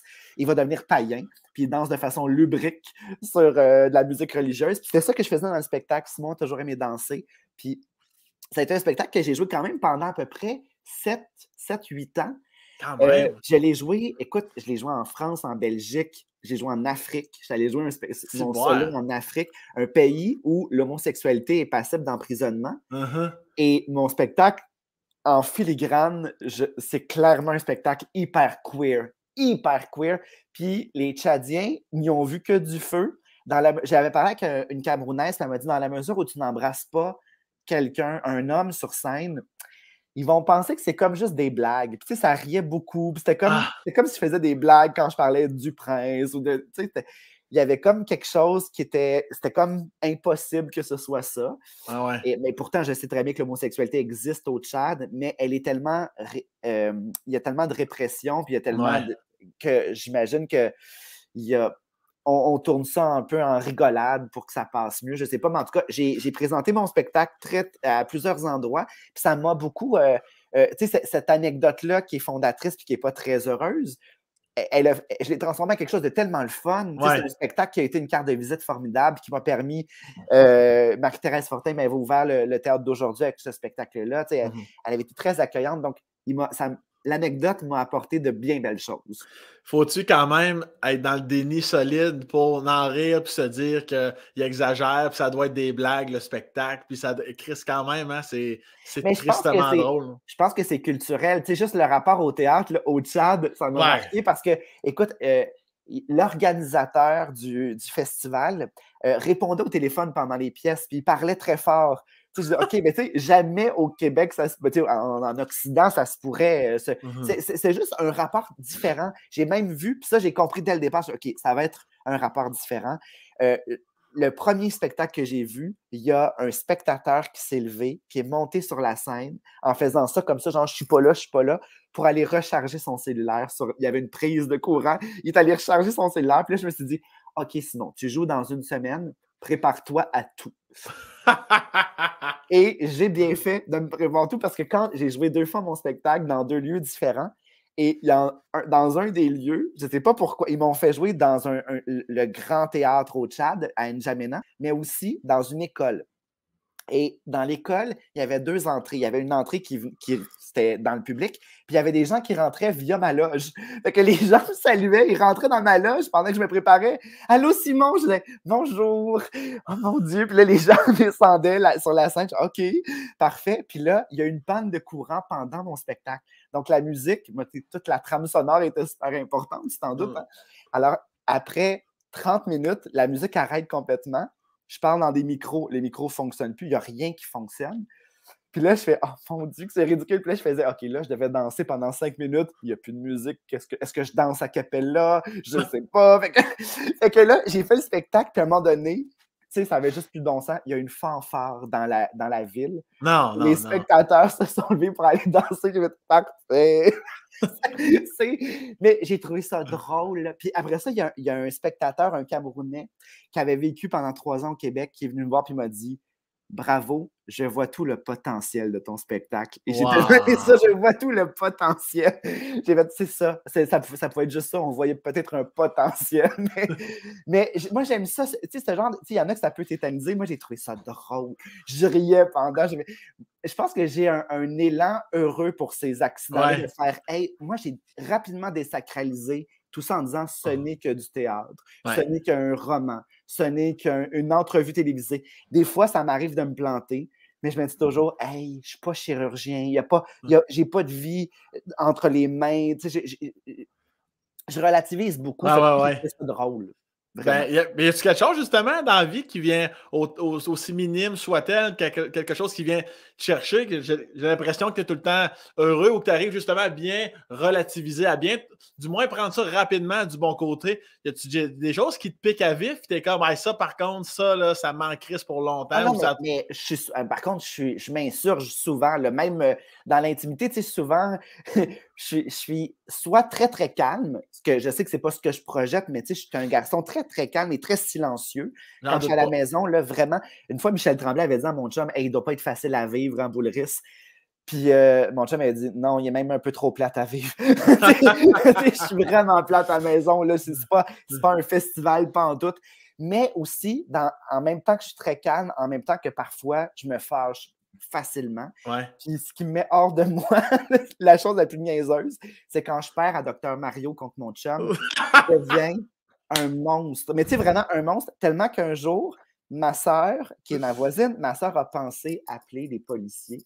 J'étais tellement fâché, là, je sacrais tellement après mon chum parce qu'il m'avait battu. Parce qu'il m'avait battu. C'est comme si écoute, je faisais vraiment de la violence psychologique. J'étais vraiment rendu là. Je fais, oh mon Dieu, ça n'a pas de bon sens. Je prends ça beaucoup trop à cœur. Parce que c'est comme, genre, ma force dans la vie, avant d'écrire, avant de faire quoi que ce soit, c'est être bon à Dr Mario.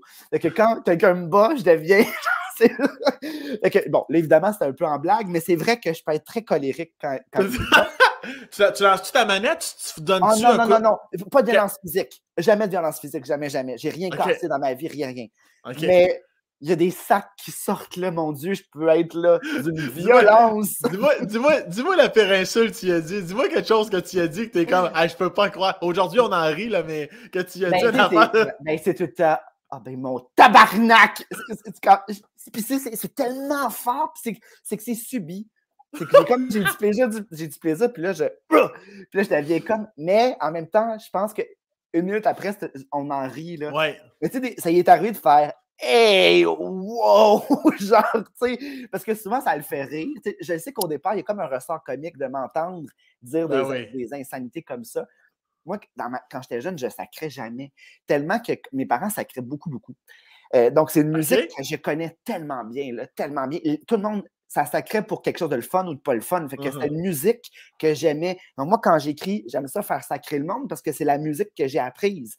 Je m'en suis détaché longtemps quand j'étais en littérature. Au départ, je voulais m'en éloigner. Puis finalement, au contraire, j'embrasse ma langue maternelle qui inclut beaucoup de sacre. Puis une fois, je me rappelle, j'étais adolescent, puis j'ai commencé à sacrer pour faire. Ma mère, elle riait, elle trouvait ça drôle. Elle dit, mon Dieu, c'est Simon qui sacre. Puis mon mère, elle fait, ben là, quand même, calme-toi. C'est comme genre, tu sais, quand c'est un enfant qui fait, oh, je fais rire, mais puis il en fait trop. Tu sais, je fais rire, puis là, il commence à trop sacrer. Elle dit, oh, prends-en pas une habitude non plus. Genre, moi, j'ai le droit, mais pas toi. Et donc, c'est assez rare que tu sais, je sacre pas souvent, mais c'est vraiment dans des moments comme ça, niaiseux, où évidemment, dans des grands moments d'injustice plus cruciaux, là, plus Oui, consistants. oui, oui, Il y oui, a oui. vraiment des injustices, évidemment, que je peux m'emporter. Mais je suis quand même quelqu'un de pondéré en société. C'est vraiment dans Je l'intimité que je comprends. peux. Mais toi, les jeux de société ou les jeux à Noël, là, ça doit faire ressortir le petit dark side du boulériste, là. Je prends ça trop à cœur. C'est comme si je jouais ma vie.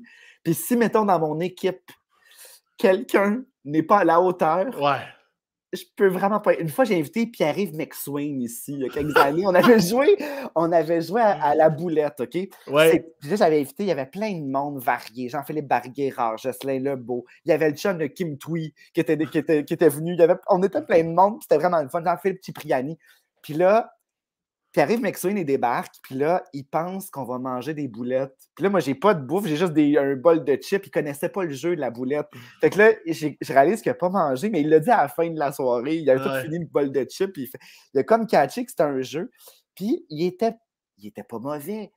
Il n'avait pas le rythme qui me convenait. Ouais.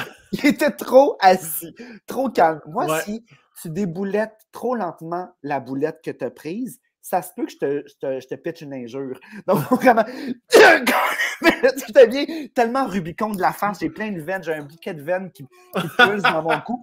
C'est comme s'il faut vraiment que tu sois dans mon jeu, à mon niveau. Élève-toi à ça. On a ce niveau-là. Donc, je suis un peu psychorigide dans le jeu. Puis je sais que Pierre Hébert est comme moi. On s'en était parlé. Ouais. Il y a la même ferveur, la même ferveur dans le jeu. Voilà. Ouais, j'en avais parlé aussi avec Véronique Cloutier. Ose Pascal, justement, et Ciboire. Elle avec, c'était à coup de poing sur la table, puis il va donc chier mon tabarnak. Puis, on pourrait jouer ensemble. Je suis sûr que Véronique et moi, on serait bien bons dans la même équipe. Parce qu'on prend ça trop à cœur. Ouais, moi, avec, je m'auto-ouvre la porte. Là. Moi, avec, je suis à une certaine intensité. Justement à ça, là, je comprends que tu ne vas pas la déchirer, on ne sera pas plus avancé, mais il y a quand même un tempo. Ou maintenant, les gens qui lisent un mot. Alors, je ne serais pas capable. Tu m'as gelé. Mon frère. Je serais pas capable. Tu sais, quelqu'un qui fait juste qui se passe des commentaires à lui-même. Ouais, mais c'est que ça. Non. Hey, Chris, quelque chose, tabarnak. Mon Dieu. Tu sais, il se fait rire lui-même en pensant à ce qu'il pourrait dire. Hey, c'est pas avec toi-même, là, c'est avec ton équipe. Oh mon Dieu. Te rappelles-tu, il y avait le Fort Boyard, là. Puis, je pense que c'est Marie-Soleil Touga qui avait inventé le Prends ton temps, mais fais ça vite. J'ai toujours aimé ça. Prends ton temps, mais fais ça vite. Pour moi, je comprends tellement ce qu'elle veut dire, là. Prends ton temps pour ne pas déchirer. Sois précis, mais fais ça vite. Sois précis, mais fais-le. Vas-y. Ah, j'aime ça. Prends ton temps, mais fais ça vite. Puis si on reste dans le côté ludique, comment ça se passait? Les vacances d'été chez les bouleristes ou non, les fins de semaine, tout ça, comment la chimie, les quatre ensemble, comment ça se passe? Bien, mes parents travaillaient beaucoup, beaucoup parce que, tu sais, quand tu as un commerce, mes parents avaient acheté un club vidéo quand j'avais peut-être 8 ans, 8-9 ans. Fait qu'on était toujours beaucoup, tu sais, une semaine sur deux, mon parrain et ma marraine avaient le jour où mes parents ne travaillaient pas. Donc, mes parents travaillaient toute la semaine, puis un week-end sur deux. Donc, ils se partageaient tout ça. On travaillait donc quand même beaucoup. Puis, on ne pouvait pas partir deux semaines. C'était très rare, je pense qu'on faisait ça. Ça n'arrivait pas souvent. Puis, on partait souvent, je me rappelle, j'ai des beaux souvenirs de voyage quand on partait, mettons, à Wildwood ou en Floride en auto, rejoindre mes grands-parents parfois qui allaient. Puis, je me rappelle, moi, ce que j'aimais, c'est, moi, faire de la route, j'haïs pas ça. Parce que je suis comme encore dans la bulle. J'avais mes écouteurs, j'écoutais Richard Marx ou Mariah Carey. Je me rappelle, là, un trajet, avoir écouté à peu près 100 fois la chanson I Will Be Riding, Waiting for You, là, la chanson de Richard Marx. Tu sais, je l'écoutais en boucle, là, puis ça me faisait pleurer. Puis j'ai l'impression qu'on ne me voyait pas pleurer, mais tu sais, j'aimais ça cultiver cet état-là. Tu sais, l'état qui te fait pleurer. Tu sais, la chanson qui t'as les yeux pleins d'eau, puis tu la réécoutes. Tu sais, c'est comme l'équivalent, ça serait écouter du Adele en boucle. Moi, je comprends bien écouter Adele en boucle parce que c'est pas. Moi, j'ai jamais pensé qu'écouter de la musique triste, ça nous rendait triste. Je considère pas ça du tout. Moi, ça me met en joie de glisser dans la tristesse. C'est un état factice, c'est un état qui est fabriqué. C'est une émotion que tu vis qui est sincère. Ouais, mais ça, excuse-moi, je te coupe, c'est rare que j'entends ça parce que moi, souvent, avant, mettons, un match de hockey ou avant un show d'humour, dans ma loge, là, c'est très, très smooth. Ça peut être du Louis-Jean, ça peut être. Tu sais, C'est très, très C'est pas mollo. Eye of the Tiger, t'écoutes pas. Je tout. comprends tellement, je suis à la même place que toi. Puis les gens souvent ne comprennent pas ça. C'est comme s'ils allaient se motiver par la chanson. Moi, une chanson triste, je peux écouter une chanson triste avant de faire une comédie. Aucun problème. Oui, voilà. Aucun problème. Ça va me relaxer avant, ça me met dans un état. Après ça, j'y vais complètement, ça m'a énergisé à sa façon. C'est vrai que c'est presque controversé. Pas controversé, c'est que les gens comprennent mal. Ouais, c'est ça. Moi, c'est Silence complet ou c'est très, très Louis-Jean Cormier, très, très Laurence Castera. C'est toutes des choses très, très douces, très dans l'émotion, très dans... Absolument. On dirait que ça me canalise, puis là, 2 secondes après, je passe le rideau, puis hey! Là, je suis comme Chris, je suis focus, mon gars, t'as pas idée, là. Et ça, il y aurait quelque chose à faire avec ça pour vrai, filmer, mettons, toi qui écoutes une chanson toute douce, puis que, tu sais, j'ai toujours aimé ce décalage-là. Puis une fois, j'ai travaillé pendant un été dans un centre de photocopie, la nuit, OK, de minuit à 8 heures. Je faisais des trous dans des feuilles, puis c'est avec qui je faisais ça? Le chorégraphe Dave Saint-Pierre. Il n'était pas encore connu, il était un peu plus vieux que moi, j'avais peut-être, je ne sais pas, 18 ans. Je commençais à aller à l'UQAM en littérature, puis j'allais donc métro du collège. Je faisais des trous de minuit à 8 heures dans des feuilles, puis on reliait des affaires. Puis pas grassement payé du tout, mais on était juste deux, puis on se parlait de nos vies. Puis Dave il a vraiment une vie fascinante. Il a eu la fibrose kystique toute sa vie. Il l'a toujours, bien sûr, parce que même quand on a une greffe, la fibrose demeure dans le corps, dans d'autres organes, même si ça n'atteint plus les poumons parce qu'ils ne sont pas neufs, mais ce sont de nouveaux poumons. Il m'avait raconté qu'il dansait pour Notre-Dame de Paris. Puis dans Notre-Dame de Paris, il dit, on était tous, on rentrait sur scène, on se pognait après le pendule, puis quand on sortait, les danseurs faisaient fait que comme je te disais, mes REER, je ne sais pas cette année, puis là, ils rentraient en faisant wouhou! Puis après ça, il a fait un spectacle de Daniel Léveillé, qui c'était de la danse nue. Ça s'appelait La pudeur des icebergs ou Le crépuscule. C'est ça, la pudeur des icebergs, c'est le premier. Non, c'était Amour assez des noix, le premier. C'était une trilogie. Moi, je l'avais vu danser ça.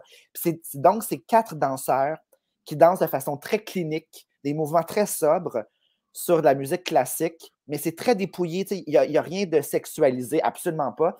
C'était très clinique. Puis quand ils sortaient dans les coulisses, parce que les 4 étaient nus, il dit tout le monde, on faisait l'hélicoptère avec notre pénis. On faisait autant que le spectacle était rigide et psychorigide, là, même.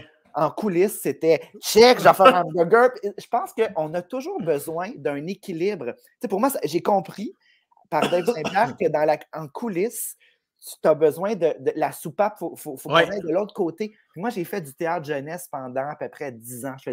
J'ai gagné ma vie avec le théâtre jeunesse. Puis tu t'en doutes, les plus grandes grivoiseries, les plus grandes choses, les plus grandes vulgarités que j'ai dites dans ma vie, ça a toujours été en coulisses de spectacle pour enfants. On dit que comme on rentre dans une grande tendresse, on a besoin d'aller dans l'autre excès. Puis quand je jouais pour adultes, au contraire, c'est ça, je pense que c'est un jeu d'équilibre qui est très sain, je trouve. Ben, c'est pour ça, tantôt, quand tu me dis, les gens pensent que je suis toujours excité comme ça, un peu intense, mais chez moi, je suis comme, je te comprends à 100 000 à l'heure parce que moi aussi, je pense que la plupart des artistes, on est un peu comme ça, dans le sens, moi aussi, quand je reviens chez nous, là, c'est sûr, si j'ai des gens de la visite de la famille, je recommence, c'est plus fort que moi, j'y vais dans le gag, je fais rire le monde, mais sinon, tout seul, là, moi, je peux passer 2 heures couché sur mon divan, juste relaxer, un fond de musique, une petite chandelle. Je fais ma vaisselle, puis je suis content. Moi aussi, j'adore faire la vaisselle. Est-ce que tu préfères laver ou essuyer? Les deux. Souvent, je vais laisser sécher. Ça, moi aussi. Mais j'aime ça, le laver, l'eau chaude. Pour moi, il y a presque une forme de thérapie avec l'eau chaude, le savon. Puis là, dans le silence. Oh mon Dieu, j'aime ça. C'est un rituel. Tu vois, j'en ai beaucoup à faire tantôt. Aucun problème. Tu sais, mettons, quand la visite s'en va tard le soir. Là. Ah, si, parle-moi pas là-dessus. Moi, je me couche. C'est clean. Je me couche, mon gars. Là, là c'est le temps de prendre une photo, mettre ça d'une revue chez nous. Là. Les gens s'en vont, mettons, même si il est 2 h du matin. Je vais me coucher à 3h15. Puis je veux pas que les gens la touchent.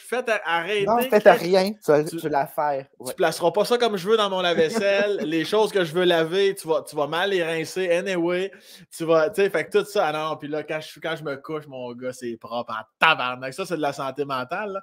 Mais en fait, oui, c'est la santé mentale, mais en même temps, je peux comprendre qu'il y a un repos quand tu dis, la maison est propre. Ouais. je peux dormir. Tu sais, Ouais. le travail accompli, c'est quand même très grisant pour dormir. Moi, dernièrement, là, cette semaine, j'ai écrit un épisode pour la télé, puis il était costaud. J'ai fini, j'étais comme dans une espèce de tourbillon, puis j'ai fini à 3 heures du matin. Tu sais, je fais plus ça souvent maintenant, mais puis il fallait que je me lève tôt le lendemain matin, là, mais j'étais comme trop, j'étais plus capable d'arrêter. Puis j'ai quand même bien dormi, j'étais content, j'ai fait j'ai fini mon scène à scène avec lequel j'en arrachais. Donc, le sentiment du devoir accompli, Ouais. il y a quelque chose de le fun quand on est allé au bout, tu sais. Ah, totalement. Puis tu parlais de photocopie tantôt, de faire des trous dans des. T'as-tu d'autres jobs d'été que t'as fait? T'as-tu travaillé dans une épicerie? T'as-tu été lifeguard? T'as-tu été. Qu'est-ce que t'as fait d'autre? J'ai travaillé, évidemment, tu t'en doutes, beaucoup au club vidéo de mes parents. Oui. Ce qui implique quand même d'avoir un contact très, très tôt avec la cabine des films 3X. M'en allais là, on continue. Ouais, c'est ça. Donc, tu sais, j'ai quand même. Ça fait partie quand même. C'était troublant. En fait, j'aimais ça, rentrer là, mais souvent, il y avait des messieurs qui étaient en train de regarder les boîtiers, puis ça me gênait. Tu sais, de surprendre. Tu sais, t'as un petit gars de 12 ans, un peu boulotte, qui rentre, très efféminé, puis qui va remettre les jetons pour le film est disponible. Puis t'as un monsieur qui. Tu sais, juste, c'est dérangeant. Tu sais, les ados et les enfants, on devait les avertir normalement de ne pas rentrer là. Tu sais. Ouais. Mais là, moi, évidemment, j'avais le droit, mais je me rappelle que ma soeur n'aimait pas ça. Puis elle me demandait, parce que ma soeur, on travaillait ensemble souvent, elle me demandait d'y aller. Puis autant que j'aimais ça, autant que j'aimais pas ça. J'étais comme tiraillé. C'était comme, s'il y avait personne, j'aimais ça. Mais s'il y avait du monde, ça me gênait tellement. C'était-tu des rideaux, des portes? Vous autres, c'était quoi? Rideaux. Des rideaux, ouais. C'est plus respectueux que les fameuses portes battantes. Les portes western, que tu vois la tête puis les pieds. Mais c'est surtout le son, tu sais, quand on dit « Oh, quelqu'un est rentré. » Ouais. Fait que non, c'était des petits rideaux vaporeux. Mais j'ai quand même fait un peu mon éducation sexuelle visuelle dans cette. C'était comme une grosse cabine téléphonique. C'était pas si grand, là. On n'allait pas. Moi, je viens de Saint-Rémy, là. C'était pas immense, mais il y avait quand même une bonne. Tu sais, puis avant Internet, là, tu t'en doutes que les gens. Ça marchait bien, là. Ça marchait très bien. Fait que j'ai travaillé donc longtemps en club vidéo. J'aimais ça. Moi, j'ai l'impression que j'ai développé un amour de l'archivage au club vidéo parce qu'avant Internet, là, Internet commençait, mais tu sais, je n'étais pas encore très bon avec ça. Fait que, mettons, Woody Allen, j'ai vu ce nom-là sur un nom de boîtier. Puis là, j'allais chercher, Moira Kelly, cette actrice, j'ai vu son nom. Fait que je faisais juste, je regardais tout le temps les distributions.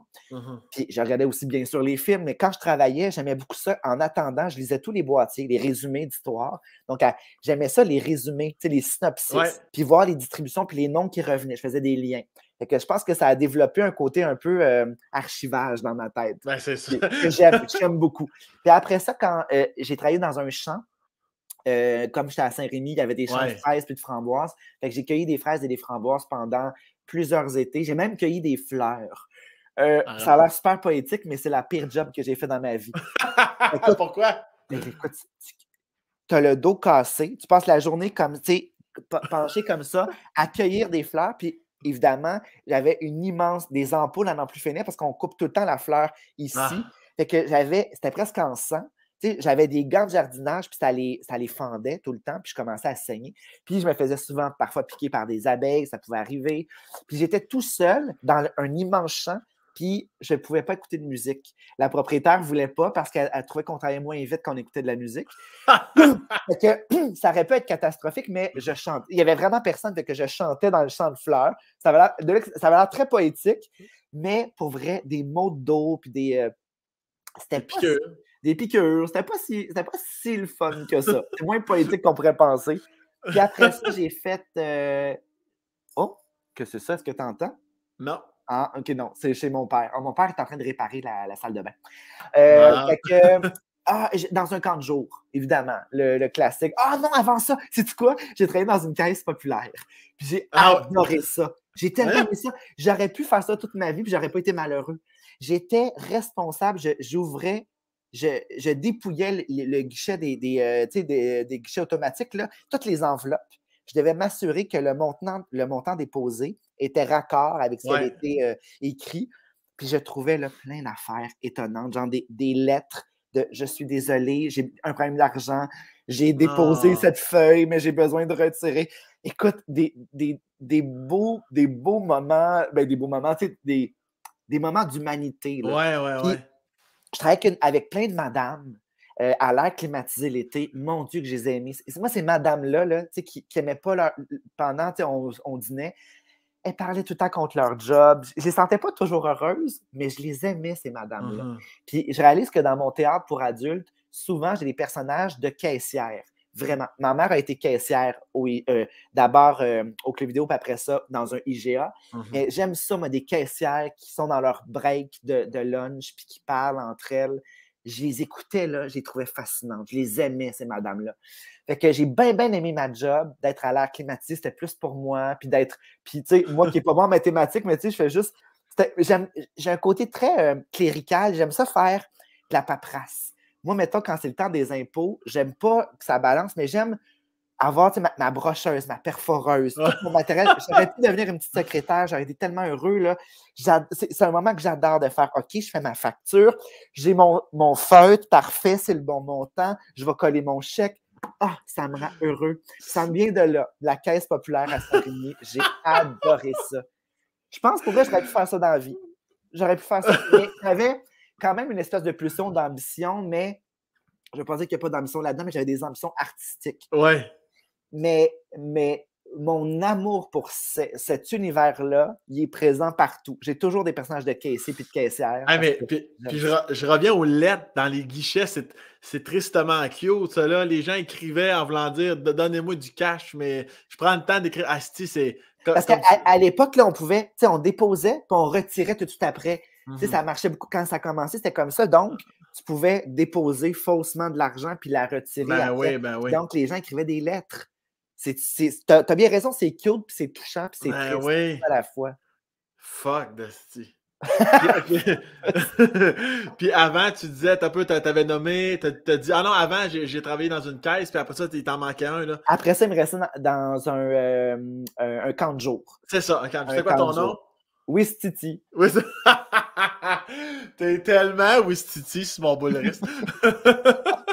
As-tu aimé ça ou ça t'a tapé sur le show? J'ai aimé ça. Ça m'a épuisé. Pour moi, j'ai réalisé que c'était presque une mission. C'est une mission d'être dans un camp de jour. Puis en même temps, c'est que la première année, j'étais dans le camp théâtre. Puis j'aimais beaucoup ça. J'adorais les enfants.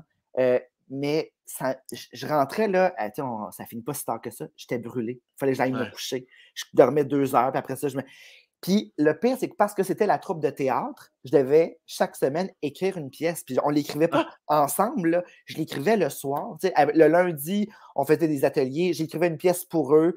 Puis là, je la réécrivais durant la semaine. Je passais mes soirées à travailler là-dessus, à travailler sur les pièces. Mais puis on est tellement pas bien payé. Je me dis, oh mon Dieu, je peux pas faire ça. Cet été-là m'a épuisé. Puis l'année d'après, j'ai fait, est-ce que je peux faire le camp art plastique?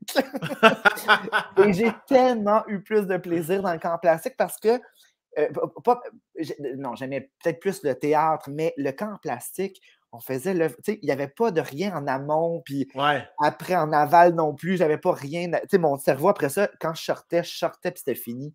Moi, c'était avoir l'esprit tout le temps occupé, puis je pensais toujours, c'est comme si c'était mes élèves, c'est comme, j'ai fait, oh mon Dieu, si jamais je deviens professeur dans la vie, je vais trop penser à mes élèves, là, faut couper à un moment donné, là.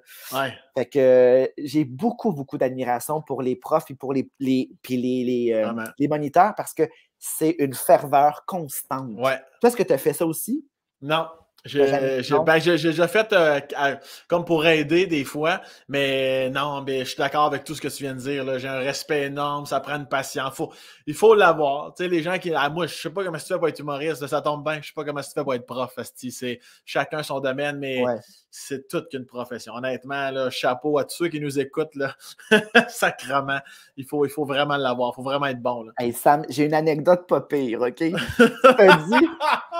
T'as dit être humoriste, là. Moi, tu sais, je sais que je pourrais pas être humoriste. Je suis très conscient que j'ai pas ce qu'il faut, mais j'ai été courtisé quand même par un producteur il y a quelques années parce qu'il me trouve très drôle. Il m'a dit, Simon, tu as un humour particulier. Je pense qu'il y aurait un public pour ça. Est-ce que tu aimerais ça faire ton show d'humour? Puis là, j'avais envie de dire oui. J'étais comme bien énervé. Puis là, je suis rentré chez moi. Puis là, j'ai dit à mon chum, Philippe, je pourrais devenir un humoriste. Mon chum, il dit, tabarnak, t'as la personne la moins drôle au monde. Jamais. Ça se peut pas. Voyons donc. Là, je fais, ah non, lui, il croit vraiment. Moi aussi, j'y crois. Je pense que ça se pourrait. Et là, mon chum m'a vraiment découragé. C'est le fun d'avoir un chum qui déploie tes ailes. Mais dans la mesure où il te connaît bien, puis il me connaît bien, puis il sait que je serais pas bon. Et là, cet été, j'ai été invité à 2 reprises pour faire Comédia. OK? Une fois pour faire un sketch. Très facile, aucun problème. Je fais un sketch, je joue mon personnage, c'est le fun. Et une autre fois pour roaster Lise Dion. On m'a demandé, pourrais-tu venir roaster Lise Dion? J'ai fait, oh mon Dieu, OK, mais tu sais, moi, des sketchs d'humour, j'en ai fait dans des petits événements, mettons, à l'heure est grave. Mais comme je ne suis pas humoriste, si j'avais pas le rire, c'était pas très grave, c'est de la poésie. C'est comme un entre-deux. Puis c'était correct, tu sais, les gens riaient, mais tu sais, c'était. Que quand j'ai fait l'heure est grave, c'était parfait. Puis j'ai fait des petites affaires comme ça. Quand j'ai fait, mettons, Prière de ne pas inviter, je suis allé à quelques reprises, ça marchait bien, c'était le fun, j'étais content, mais c'était l'écrivain, c'est mon Boris qui vient. Ouais, c'est ça. Là, je m'en vais roaster les Dion avec juste des humoristes. J'étais clairement l'intrus lors de cette soirée et je me prépare, je pratique mon texte, je les présente à ma soeur, tu sais, cet été, je suis ah, Vicky, je vais faire mon texte. Et là, je le fais. Ma soeur, elle dit, oh, mais c'est drôle. Je suis ah, mais merci, je suis content. Là, je m'en vais le faire devant mes parents. Mes parents n'ont eu aucune réaction. Tout du long. Puis là, je me fâchais. Je me faisais, moi, vous êtes bien plate, c'est fucking drôle. OK, parfait, je continue. je faisais je marmonnais. Je faisais, moi, calice, comment ça qu'ils rient pas? Mes parents sont bien plates. Mon Dieu, vous m'aimez pas. Puis là, il dit, ben non, c'est pas drôle. Là, mes parents m'ont fait peur. Ils me disent, c'était pas drôle. Puis là, je m'en vais à Comédia. Puis là, je me sens prêt. Tu sais, je l'ai vraiment beaucoup répété comme un acteur de théâtre. J'ai répété mon texte. Je ne l'ai pas cassé à quelque part devant le public, à part devant mes parents ensemble. Tu sais, c'est tout. Fait que là, le show commence, puis on est tous sur scène, OK? On est tous assis. Puis moi, je suis genre le 11e. Fait que là, ça commence. Puis là, Rosalie commence. Rosalie vient en cours. Puis là, je suis oh mon Dieu, mais j'ai pas le bon ton. Mon Dieu, mais j'ai pas le bon ton. Mais qu'est-ce que c'est ça? Je suis bien trop soft. Moi, on m'avait dit, tu sais, les Dion, sois pas trop violent. Je suis parfait, j'aime pas ça, je vais aller doucement. Là, je réalise, hey, tout le monde, il rentre dedans. Mon Dieu, que c'est. Puis là, je pense juste à mon texte, mais ça marchera pas, mais ça marchera pas. Puis là, c'est juste, j'ai jamais eu autant de. En plus, j'étais assis derrière, au fond. Fait que j'entendais fuck all. J'entendais pas les. Tu sais, j'entendais un peu quand ça se revirait, mais j'entendais pas bien. Puis là, en plus, t'es filmé. Fait que là, faut que tu ris. Puis là, je riais genre, j'entends rien. J'entends rien. J'étais super mal à l'aise. Puis dans tes pauses, je disais, j'entends rien. J'entends rien. Je ris, mais j'entends pas. Puis là, écoute, mon moment arrive. À un moment donné, Rosalie est enceinte. Fait qu'elle fait, faut que j'aille faire pipi entre deux. Puis là, moi, j'allais me pisser dessus. Genre, j'étais tellement nerveux que j'ai bu toute ma bouteille d'eau au complet. Fait que là, j'avais tellement envie de pipi, je ne peux pas faire mon texte comme ça. Je vais me pisser dessus. Fait que là, quand Rosalie est partie, j'ai fait, moi aussi, non, Simon, reste. Non, j'ai à courir. Aller faire pipi. Je suis revenu, puis c'était moi après. Ça a été très particulier. OK, alors j'arrive. Là, je fais mon sketch d'humour. Là, je roast les Dion dans la tendresse. Et je sais que je suis pas du même niveau. Je suis vraiment plus. C'est comme plus une affaire. C'est comme genre niveau cégep en spectacle, plein de tendresse. Fait que c'est pas. Mais ça se passe bien, tu sais, ça rit. Puis là, moi, c'est nouveau, tu sais, dans un rapport comme ça, jauger les rires. Ralentis, Simon, ralentis. Prends le. Là, c'est bon, je peux recommencer. C'est comme un apprentissage que j'ai fait comme ça, là, à la va comme je te pousse, devant tout le monde, devant le public. Et là, finalement, Star Academy, tu sais, dernièrement, ça avait été présenté. Ils ont mis l'épisode de ça, finalement. Fait que là, mes parents l'écoutent, tout le monde l'écoute. Ils m'ont coupé. Ils m'ont coupé. Je suis le seul qui n'est pas là. Puis là, tout le monde m'écrit. Comment ça qu'on vous voit tout le long assis, mais jamais vous voulez faire votre texte? J'ai écrit à tout le monde, je pense que j'ai reçu 50 messages, j'ai fait, c'est peut-être une bonne chose. Mais tout ce qu'on voit, c'est que mes lunettes sont crissement sales. On voit juste que j'ai des lunettes sales tout le long, je suis assis, puis là, j'ai l'air tout le temps mal à l'aise, je fais tout le temps genre, je comprends pas ce qui se passe. Puis, pour aucune raison, je suis sur la scène en train de rire avec des lunettes sales, puis j'ai aucune prestation. Mais pour vrai, sais-tu quoi? Il y a une partie de moi qui est heureuse, une partie de moi heureuse de ne pas avoir été, qu'on n'ait pas montré ça. Puis il y a une autre partie de moi qui aurait aimé ça voir ça donnait quoi. Ben oui, rendu là, tu veux le voir, esti? Tant que ça. Mais écoute, c'est juste, je trouve tellement que c'est le début d'humoriste le plus fracassant poche de tous les temps. Tu fais un sketch dans un comédien, puis on retire ton numéro. Ça a vraiment été un choix déchirant. C'était entre toi et Mike Ward. Écoute, J'étais entre Jean-Marc Parent et Dominique Paquet. Qu'est-ce que je fais là? Ah non, mais ça fait juste prouver que humoriste, c'est un estime. Ça me fait rire des fois les bonhommes. Ah, moi, je pourrais te faire un show. Moi. Ah, mon Dieu. Non, c'est pas à cause que t'es drôle au bureau. Être drôle dans la vie. Tu sais, il y a des humoristes qui sont drôles dans la vie et sur scène. Il y en a qui sont drôles sur scène, évidemment. Dans la vie, sont assez mollo. C'est comme le phénomène d'embarquer sur les planches en solo devant 1000 personnes ou 30, peu importe. C'est de quoi en esti. Il faut que tu l'aies vécu avant de dire « Oh ouais, je pourrais être humoriste. » Ouais, non. Non. Tu pourrais pas. Non, à moins que tu me prouves le contraire. Mais, et je ne l'ai pas prouvé, moi. Ils vont te transférer des bloopers, tout ton numéro. Mon sketch au complet, le gros malaise qui a duré 7 minutes. Oh mon Dieu. Je faisais des jokes de figure de style. Tu sais, c'était juste ça, je parlais des oxymores. Les oxymores. Alors, j'ai dénoté des assonances dans l'œuvre de Lise Dion. Impression, c'est antithèse. C'est juste ça, je sais ça. Ah, c'est que c'est drôle, ça va encore. Impression, c'est antithèse. Tabarnak, ça, c'est drôle. En plus, c'est tout mon public cible. Je te le ferai. Je ferai mon sketch de Lise à un moment donné. À date, t'as moi et ta sœur. On est J'en ai deux. Oh, puis, hey, cet été-là, je faisais des chroniques pour Sucré Salé.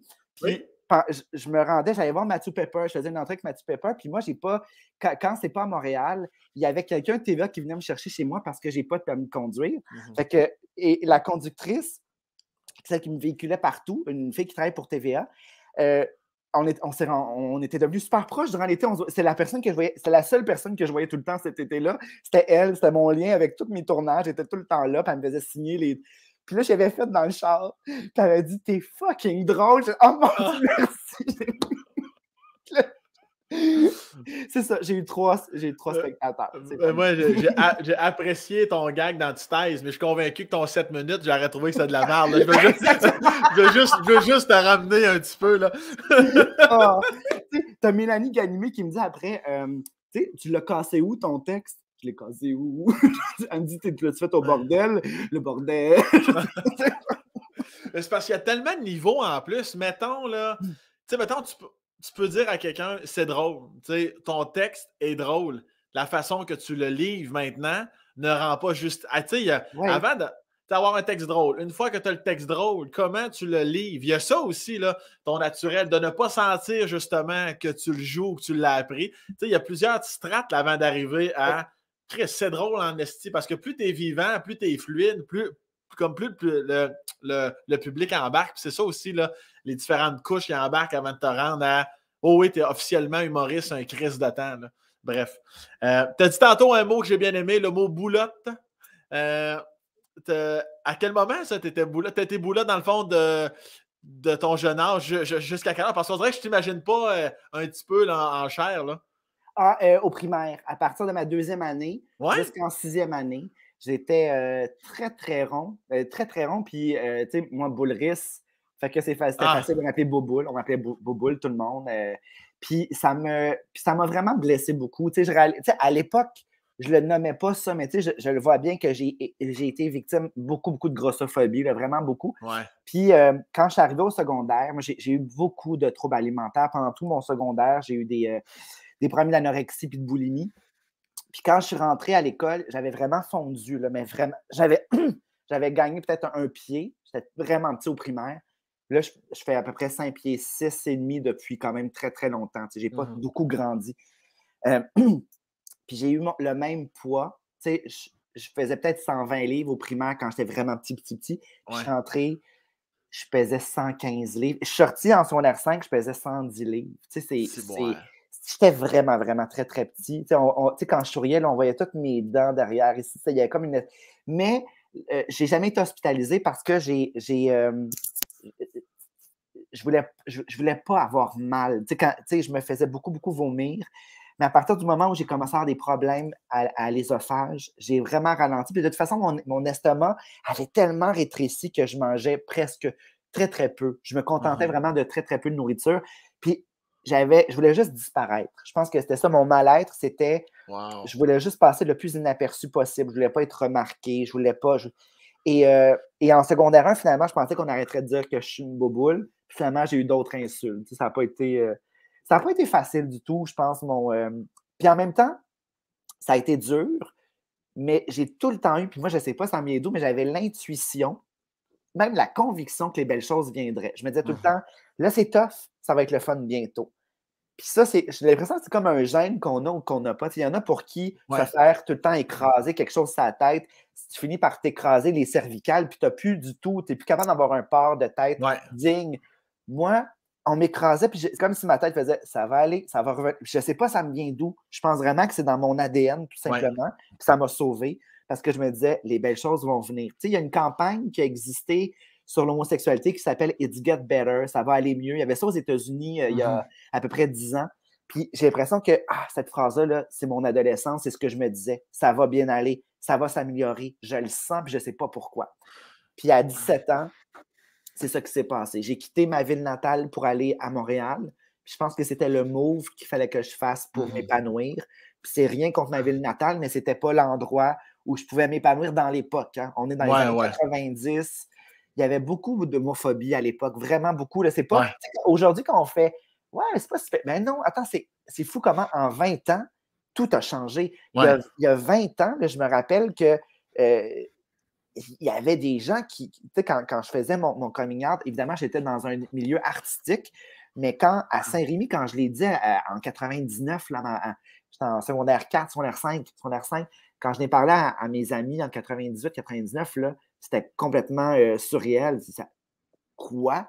T'sais, on n'en connaissait pas. C'était le début d'Alex Perron. Mais à la télévision, on n'en voyait pas. Il n'y avait pas de représentativité. Fait que... puis même là, les mecs comiques, c'était le fif. C'était quand même... C'est comme on en parlait, mais c'était quand même ça, un peu quand même péjoratif. Là, de dire le fif, comme oui, mais non en même temps. Là. Puis tu sais, beaucoup pensaient que c'était un personnage, que c'était même pas... oui, mais il n'est pas pour vrai. Il n'est pas pour vrai. Puis sais-tu quoi? À un moment donné, là, j'ai fait de l'animation au début des années 2000, là, je fais de l'animation dans une soirée qui s'appelle La Croisière en Fête. Je faisais un coiffeur je m'appelais Eden Shoulders. C'était ma création. Je faisais Eden Shoulders, mais c'était juste moi un peu énervé. Là, puis j'avais des petits ciseaux, puis là, je faisais des chorégraphies. Puis on avait tout le temps des tablés qui soupaient. On apportait les assiettes, puis on dansait. J'avais dit oui à une affaire. Puis il y avait un gars qui me trouvait bien, bien drôle. Puis il m'a dit à la fin, hey, t'es un hostie de malade. Toi, t'es un hostie de malade. Hey, mais rassure-moi, t'es pas fif pour vrai. Puis j'avais dit à la fin, puis j'avais dit, ben non, voyons. Hey, je repense à ça, je fais, mais on calisse. Mais quel enfant démuni de dire, ben non, voyons, de rassurer le client qui fait preuve d'une homophobie ostentatoire. Et je le rassure en disant, mais non, monsieur, c'est un personnage. Regardez-moi bien manger cette femme à l'instant. La preuve, je fais un petit poulet mansala là, pour une amie, une femme. Je vais éjaculer dans son vagin. Je vous enverrai la vidéo via Caramel. Mais ça justement, puis quand ça se passe comment, ce fameux moment-là? Premièrement, là, deux choses. Quand tu dis que qu'on t'écœurait au niveau que tu étais boboule, ça passait à autre chose, tu faisais allusion à ça. Là, oui, absolument. Ben oui, les gens te traitaient de fif, puis envoyaient donc. Ouais. Puis quand tu l'as dit justement à tes amis, à tes parents, dans ta famille, as-tu pris longtemps avant de leur avouer? Ou comment ça s'est passé ce moment-là? Tu dois t'en souvenir, j'imagine, comme c'était hier. Je me rappelle super bien. Écoute, deux choses. Premièrement, les insultes, là, c'était très sournois parce que c'était pas tout le temps... ostentatoire, devant tout le monde. Là, c'était parfois très sournois puis très rapace. Je me rappelle qu'il y avait un gars qui me disait tout le temps, il passait près de moi dans le corridor puis il me disait « c'est fif ». Il me chuchotait ça presque avec sensualité. Puis ça me bousculait tellement. Il y a Mhm. juste moi qui l'entendais. Puis en Ouais. plus, il me regardait dans le café puis il me faisait juste des Ah, comme ça. Ah, c'est tellement violent, là, à quel point que je ah trouvais ouais. ça violent. Puis là, donc, moi, ce que j'ai fait, c'est que je me suis isolé. J'ai fui les cours de récréation puis la cafétéria, puis j'allais dans la bibliothèque. C'est là que j'ai commencé à être sur le comité de la Caisse des Jardins, la Caisse populaire. Puis c'est Ah comme ça ouais. que j'ai eu la job après ça. J'ai été aussi sur le comité mural. Je faisais les murales dans l'école. Je faisais les concours d'art oratoire. Donc, j'ai tout fait ce qui pouvait me sortir. Donc, j'avais un agenda de premier ministre. Ah Mais, ouais. mais mes midis étaient toujours occupés et je n'allais jamais manger dans la cafétéria. J'ai fui cet endroit-là. Puis donc, ça m'a protégé. Je me suis fait des amis, j'ai créé des amitiés respectables au fil Mhm. des années. Surtout en secondaire 5, j'ai créé une pièce de théâtre. On avait une petite troupe. Puis là, j'avais ma gang. Ça m'a rassuré. Tu sais, l'arrivée du théâtre m'a fait Ouais. beaucoup de bien. Puis bon. Puis là, j'ai senti que je pouvais en parler parce que je me sentais plus aimée en secondaire 5. Donc, c'est là que Mhm. j'en ai parlé à quelques amis, peut-être 3 ou 4 amis. Puis dans chacun des cas, à part une, ça a été une espèce de révélation inattendue.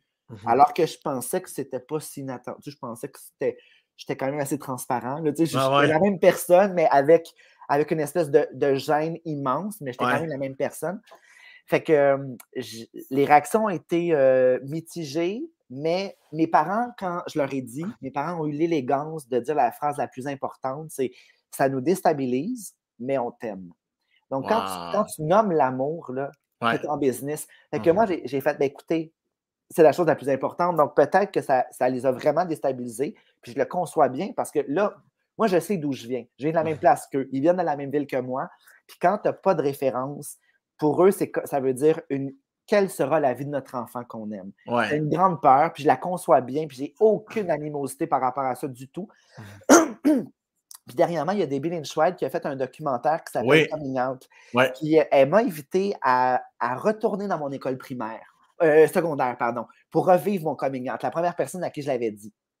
Et je n'étais jamais retourné, moi, à mon école secondaire, à part pour un conventum qui n'était pas clair. C'était comme on était rentré juste dans la cafétéria. J'avais pas vraiment. Là, j'avais toute l'école à moi seul avec Debbie. Mhm. Puis Debbie et moi, on marchait dans le corridor, puis elle m'a dit: T'étais ici. J'ai dit, ouais, j'étais ici. Puis on dirait, je comprends pourquoi. Puis je veux pas rien enlever à l'école dans laquelle j'étais, mais c'est une école où, tu sais, j'avais dit, mettons, j'ai fait des murales. Les murales que j'avais fait sur les murs ont été enlevés. Je veux dire, Mhm. c'est juste des murs blancs et beiges et bruns. Et tout ce qu'on mettait de l'avant dans les vitrines, c'est des trophées de sportifs. Mhm. Mais l'aspect artistique, on mettait nulle part de l'avant l'art. Ouais. Puis j'ai dit, bon, on va aller voir au moins la bibliothèque. Et la bibliothèque s'était transformée en classe. Il y avait les rayons, puis il y avait une classe dans la bibliothèque. Donc j'ai fait, ah, que c'est triste. Moi, c'était mon endroit où je pouvais tu sais, mon petit cocon. Puis ce cocon-là, je ne sais pas si quelquefois il existe encore, vu qu'il y a une classe maintenant. J'ai trouvé ça très, très éclairant de retourner Mhm. dans l'école, de faire. Ouais. Ben, j'ai comme fait un deuil de faire ça. Ça n'a pas été des années faciles. Puis j'espère que 20 ans plus tard, ceux qui sont dans cette école-là, puis pas juste cette école-là, mais ça a été difficile. Puis c'est toujours difficile en général. Et pour toi qui es hétérosexuel, je suis sûr que toi aussi, il y a eu des moments très douloureux parce qu'on se forge une identité. Quand tu as Ouais. 12, 13, 14 ans, le regard de l'autre est toujours une brûlure sur soi. Tout ce que Mhm. tu dis, ça peut être jaugé, Ouais. analysé. Donc, tu as toujours l'épée de Damoclès au-dessus de ta tête. À tout moment, tu peux basculer et devenir la risée de tout le monde. Tu sais. Ouais. Est-ce que tu as trouvé ça toi aussi au secondaire? Est-ce que ça a été Ben, facile? c'est sûr qu'il y a des moments où, des fois, juste dans la classe, tu es entouré de gens un peu plus considérés comme bums. Tu sais, des fois, tu es en équipe avec des gens que tu veux pas, tu es dans un cours avec des gens que tu aimes moins, ou tu fais des activités extérieures. Comme tu dis, tu as dit un mot de trop. Ah, si cette personne-là se met à me détester, ça veut dire que là, toute sa gang, ah là, ça fait chier parce que c'est comme si t'es quasiment funambule. Là, tu marches sur le fil, puis tu tomberas jamais parce que tu vas te raccrocher. Mais pour ça, il faut que tu te relèves sur le fil. Asti, mon gars, ouais, il y a des moments. J'adore ton mot. On est des funambules. Tu as Ouais. raison. C'est exactement l'adolescence, c'est être funambule. On est Mhm. précaire. On est des fils de ferris, puis à tout Ouais. moment, on peut chuter. Donc, on essaie de trouver un ballon Ouais. Tout est shaky, puis tout est. On est fragile. On est immensément fragile. Surtout, je trouve secondaire 1-2 particulièrement, là, calvaire, là où tout le monde, c'est comme la vraie jungle. Comme moi, j'étais quand même assez très, très social, je faisais rire les gens. Puis même à ça, des fois, tu as des fréquentations, tu croises des gens, tu as dit un mot de trop, tu reçois une bine sur l'épaule, tu es comme, ouais, t'as écœuré mon ami. Je suis comme, ben non, ben oui, asti, mon gars, effectivement, tu as tout le temps un mot de trop. Tu fait quelque chose de. Ah ouais, c'est. Ben, ça a dû te confronter en esti quand même de retourner à ton école. Puis. Oui, mais en même temps, tu vois, je pense que je fais beaucoup la paix parce que, tu sais, en ayant écrit, là, j'écris beaucoup pour les ados. Puis moi, au départ, quand on m'invitait dans les écoles, là, j'acceptais surtout les écoles primaires. Puis là, quand j'ai reçu des invitations, parce que j'écrivais beaucoup pour ados aussi, pas que pour les enfants, j'écris pour tous les âges. Puis là, j'ai fait, est-ce que je vais dans les écoles secondaires, qui est l'endroit le plus anxiogène dans ma vie? C'est l'endroit qui me crée le plus d'anxiété au monde. Puis au départ, j'allais à reculons. Puis j'ai fini par adorer ça. Pas aimer ça, là, j'adore ça. Parce que je pense que s'il y a un endroit où je peux faire du bien à un jeune, encore plus qu'à l'école primaire, c'est en secondaire 2. C'est la pire année de tous les temps. Fait que quand on me dit les classes de secondaire 2, c'est l'année la plus tough, je dis oui. Puis là, je me reconnais tout le temps dans 2-3 élèves qui, je sais que pour eux, c'est tough. Puis je leur dis toujours, ça va bien. Tu sais, le constat que moi, j'ai fait, puis ce que j'avais en moi, je leur dis, il y a des outils. Moi, je n'osais pas appeler chez Interlink, je n'osais pas appeler chez tel jeune, je n'osais pas appeler. Il y a des outils. Si jamais vous vous sentez seul et que cette solitude-là vous pèse, parce que parfois, la solitude, ce n'est pas juste un isolement, ça peut être quelque chose d'heureux. Moi, par moments, c'était heureux. Donc, je dis, si ça vous pèse, il y a des ressources. Puis, à travers les livres que j'écris aussi, je parle beaucoup des différences au pluriel, là, beaucoup de diversité. Puis je sais que j'ai reçu hier, pas plus tard qu'hier, un adolescent qui m'écrit pour dire qu'il a fait son coming out de bisexuel à ses parents. Puis ses parents n'ont pas super bien. En fait, mes parents ont mal réagi. Ils auraient préféré que je sois hétéro ou homosexuel, mais la bisexualité, ça les déstabilise. Puis là, il me dit, qu'est-ce que je pourrais leur dire? Je dis, écoute. Je ne vois pas, là. Je dis, mais c'est un terrain glissant parce que je suis pas. Je peux être comme un grand frère, mais je préfère toujours conseiller aux bonnes personnes. Moi, Interlink, j'ai la chance d'être un co-porte-parole. Et Interlink, c'est un centre d'écoute, de renseignement sur toutes les personnes qui font partie de la grande communauté LGBTQ+, mais aussi les parents qui se posent des questions. C'est vraiment très, très inclusif. C'est du moment que tu te poses des questions sur l'orientation, sur l'identité de genre ou quoi que ce soit, ils sont là pour t'écouter. Tu peux même texter. Donc, j'allais enligner vers Interlink. Puis, en tout cas, ce matin, il m'a dit, je vais le faire aujourd'hui. Donc, tu vois, je pense que j'ai l'impression que mon impact est beaucoup plus réel à l'endroit où ça me faisait plus mal d'aller. Parce que c'est stressant d'aller pour moi dans une école secondaire. Oui, puis c'est cool aussi que les parents puissent appeler parce que souvent, c'est justement cette espèce d'ignorance-là ou de ah ben moi, mon enfant, il ne sera pas de même. Puis quand tu réalises qu'il est de même, là, tu sais, entre guillemets, là, on dirait qu'ils sont comme justement déstabilisés, dépourvus. Mais là, qu'est-ce qui va arriver? Mais il suffit qu'ils rencontrent un autre couple de parents qui sont à l'inverse. Ben moi, ma fille, des fois, elle nous ramène une fille, des fois, à un moment donné, elle aime un garçon. Puis tu sais, ah oui, puis puis quoi? Puis quoi? Chris, il s'aime. Ah, ouais, j'avoue, tu sais, moi, j'ai déjà entendu des histoires comme ça, puis les parents, eux autres mêmes, le disaient, cette espèce d'ignorance-là, on dirait qu'on n'avait jamais pris le temps de s'informer, de questionner, de parler à d'autres parents dans cette situation-là, puis, tu sais, c'est pas très long qu'ils tombent dans le mode « Ben, coudonc! » Mais tu vois, c'est exactement ça. C'est quand on se compare, tu sais, quand tu as de la représentation autour de toi, ça change tout. Donc, maintenant que j'écris pour la télévision, là, j'écris de plus en plus pour la télé, j'avais écrit pour Passepartout. Là, je travaille sur 6 degrés. Puis dans 6 degrés, je parle de ces questions-là. Puis c'est une famille qui est très. Parfois, les parents peuvent être déstabilisés mais ils sont dans l'amour puis dans l'écoute totale. Puis il y a beaucoup de gens qui m'écrivent de ah mon Dieu, j'ai découvert c'est quoi, je ne connaissais pas la pansexualité. Il y a un personnage de 12 ans qui se dit pansexuel. Je viens d'apprendre ça. Je pense que quand tu as des références, ça change tout. Tu as bien nommé les parents là, qui vont connaître d'autres parents qui vivent la même chose qu'eux. Puis ils vont faire OK, puis toi, ça se passe bien, puis ton enfant n'est pas malheureux. Tu sais, je pense qu'un parent a juste peur que son enfant soit malade ou qu'il soit malheureux. Mais si il n'est ni malade ni malheureux, sois juste heureux pour la joie que ton enfant se nomme. Précise son identité, ça n'a pas de prix, ça. Oui, ça me fait penser même le film Crazy, ce clin d'œil au ciel à notre beau Jean-Marc Vallée, mais sais, qu'il a fallu que le personnage de Michel Côté perde un enfant pour que l'on dirait qu'il dit dans le fond, Chris, qu'il soit vivant, c'est ça l'essentiel. Puis moi, cette scène-là, l'as-tu réécouté quand il a été oui, rediffusé? oui, à chaque fois. Wow. Puis il y a une mère que je connais que son fils s'est enlevé la vie, tu sais, puis c'est en plein ça qu'elle me disait, tu sais, comme avec ses autres enfants. Elle dit, des fois, je repense à des moments où je voulais que ma fille absolument rentre à telle heure, tu sais, au lieu de 10h30, 10h. Tu sais, des fois, on s'ostinait sur des picadilles, puis des fois, je voulais vraiment qu'elle mette telle veste et pas tel chandail, tu sais, puis des fois, hey, aujourd'hui, là, je suis comme, regarde, arrive donc 10h30 au lieu de 10h, crée juste que tu sois là, c'est con, là, mais tous les détails qui, au fil du temps, ça amène une lourdeur, ben, quand tu vis, c'est sûr que ça vient comme, ça redéfinit tes paramètres en esti, là, de ceux qui perdent un enfant, du moins, là. Puis des fois, même quand on grandit, nous autres, on a à peu près de la même génération, là, mais des fois, nos parents involontairement nous préparent à... Moi, j'ai quand même été assez ouvert d'esprit là, dans ma famille, mais des fois, j'entendais, moi, des pères de famille, là, ah non, mais m'a dit que c'est beau être fif, là, regarde, tu sais, de toutes des affaires de...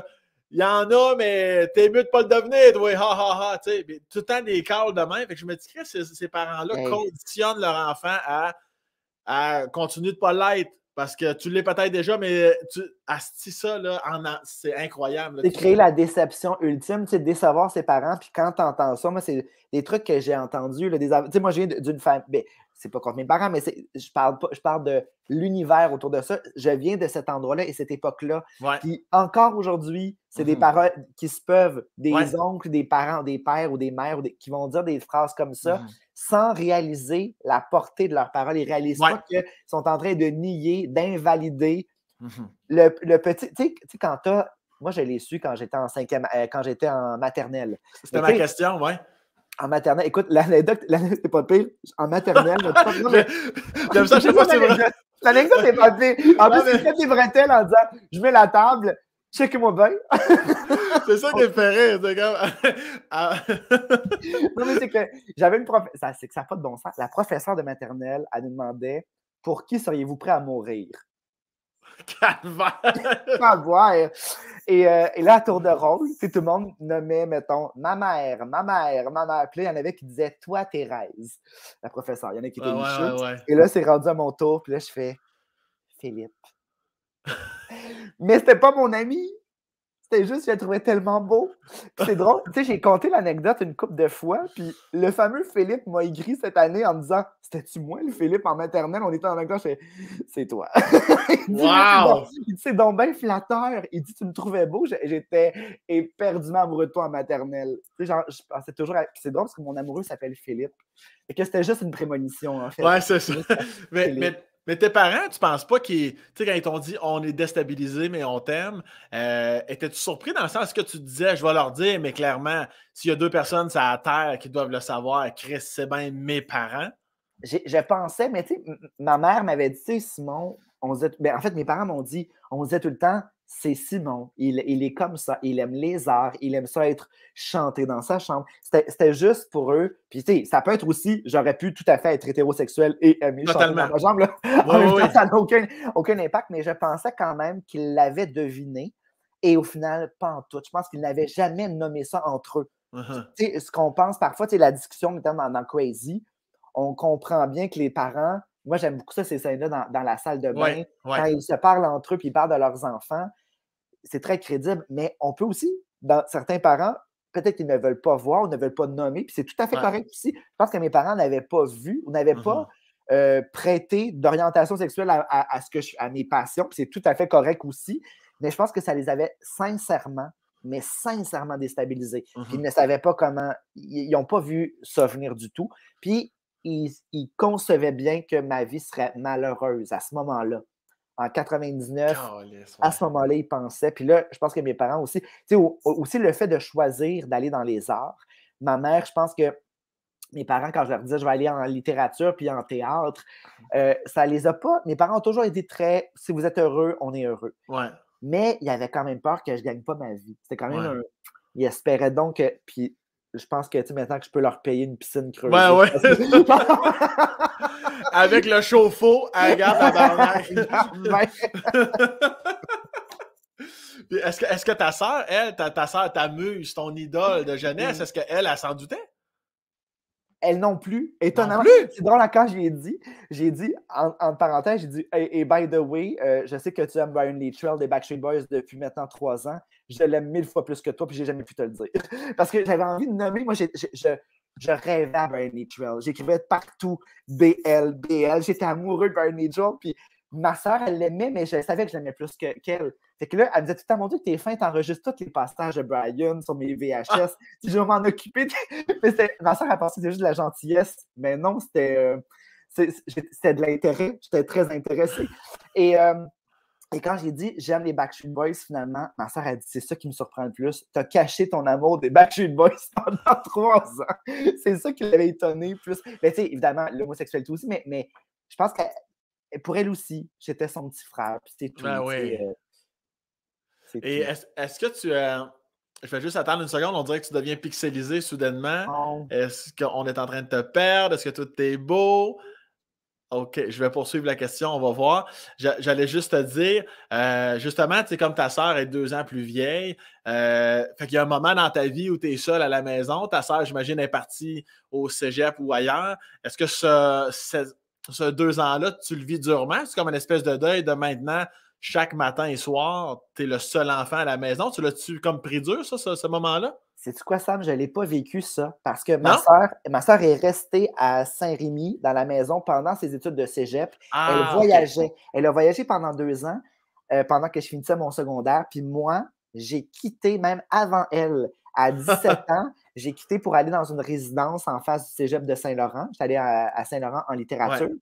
Puis après ça, j'étais allé dans un appartement l'année d'après. Donc, moi, j'ai quitté à 17 ans. On a tout le temps été 2 dans cette maison-là. Puis c'est à ce moment-là que mes parents, on est partis pas mal en même temps. Puis mes parents ont décidé de vendre la maison parce qu'ils la trouvaient trop grande, sans ma soeur et moi. Puis ils ont acheté un triplex dans Saint-Henri, dans lequel finalement je vis aujourd'hui. Donc, puis au départ, je n'étais pas sûr, moi, de vivre dans l'appartement de mes parents. Ça faisait 10 ans que je vivais en appartement avec des amis. Puis j'étais très heureux comme ça. Puis j'avais l'impression que j'allais régresser, de revenir. Pourquoi je ferais ça?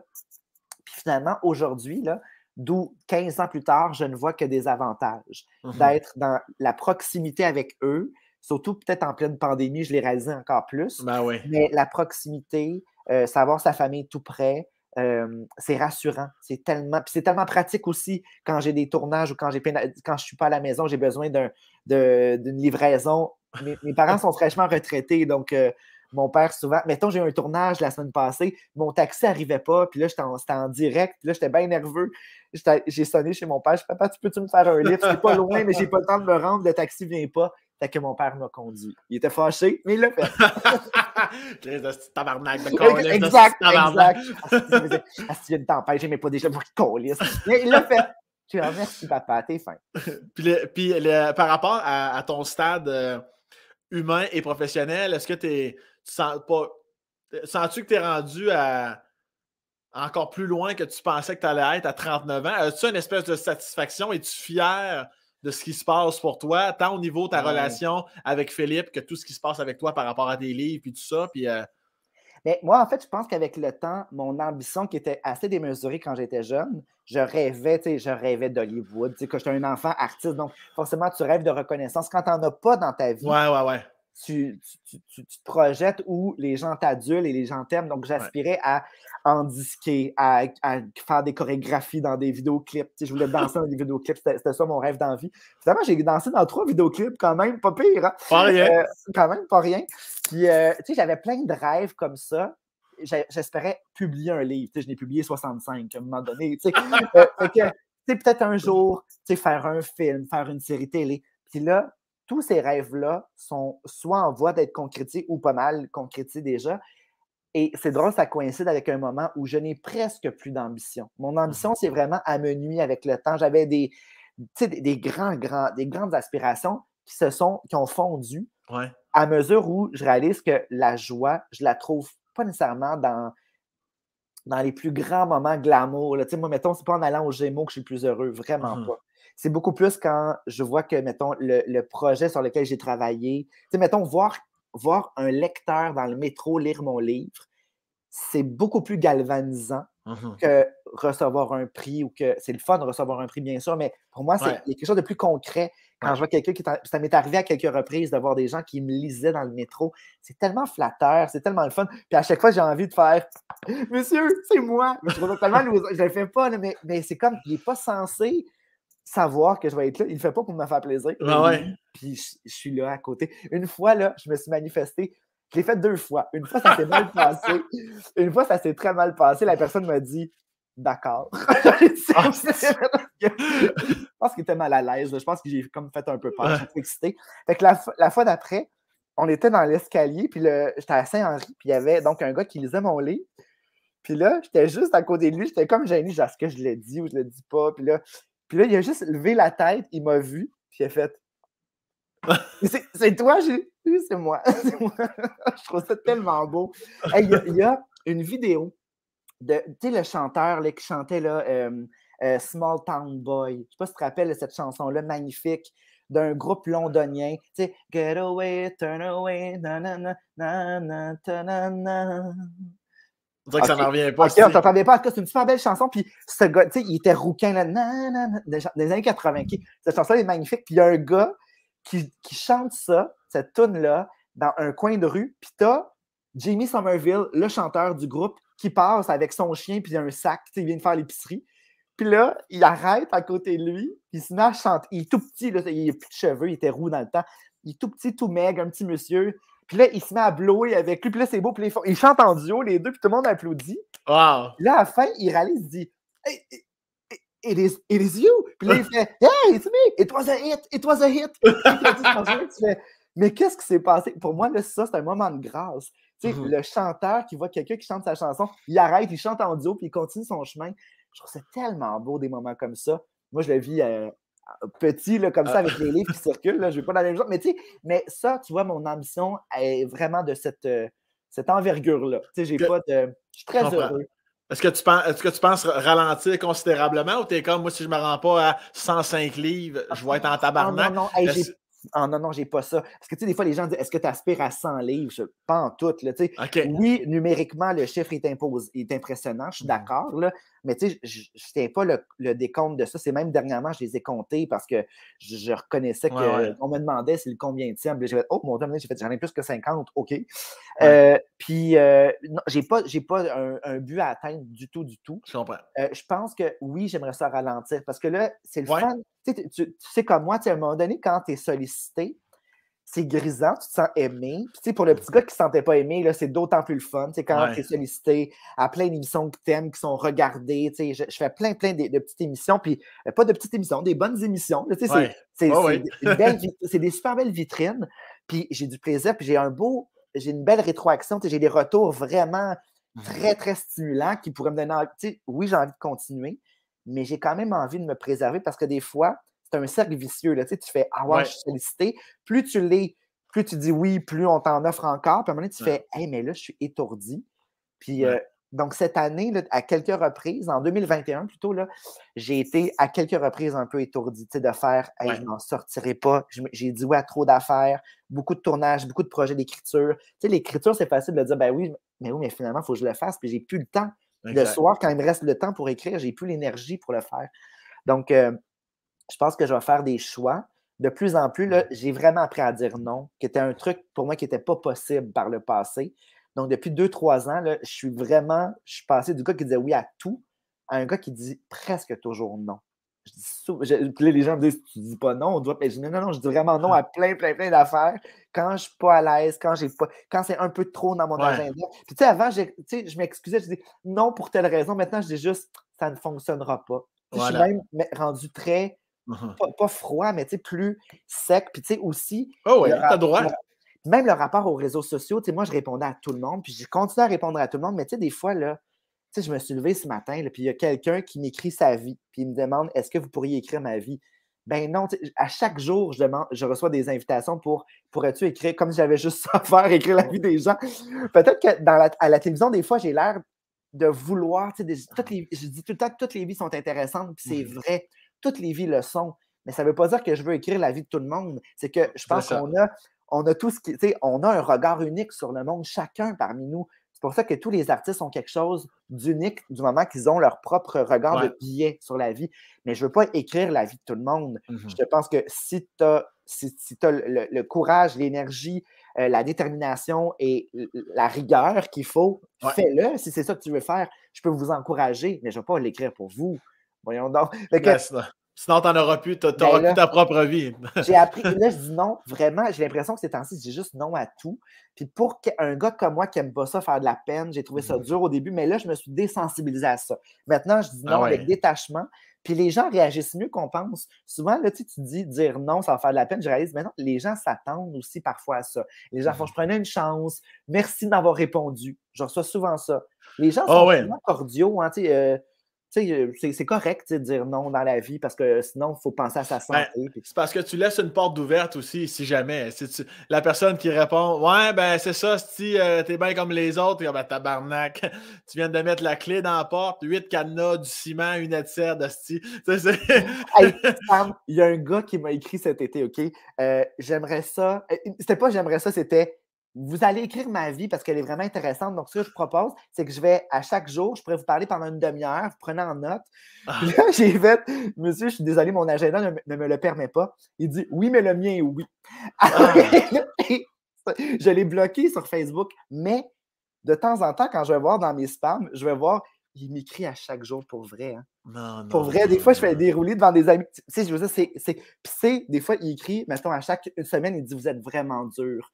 Vous ne me lisez pas. Il revient avec, mais je me dis, il va abdiquer un jour, là, il voit bien que je ne vais pas écrire le roman de sa vie. Ouais, puis il va pas bien, là, Potillo, là, il va pas bien. Sans doute, mais en même temps, je comprends qu'il n'aille pas bien, mais je pense que j'ai aussi le droit de mettre une limite puis de faire. Je comprends, mais je ne vais pas tenter de sauver tout le monde. Exact. Je ne le connais pas, puis en même temps, mettons, si je voulais le sauver, je ne sais même pas comment je devrais m'y prendre, Tu sais, quand sur Facebook, tu ne connais pas. Des fois, il y a des gens qui m'écrivent, puis là, tu dis, OK, on crée un lien, mais quand il n'y a pas de lien qui a été créé, on dirait qu'il y a.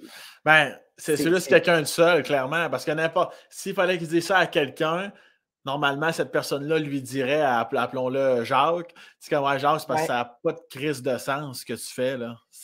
Là, c'est de l'acharnement, tu ne respectes pas ce qu'il te dit. Mais tu as raison, tu me fais penser, j'aurais peut-être.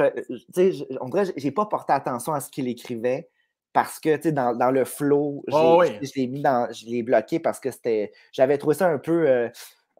Je trouvais ça dur de me faire dire oui, mais moi, j'ai le temps, fait que. Oui, mais...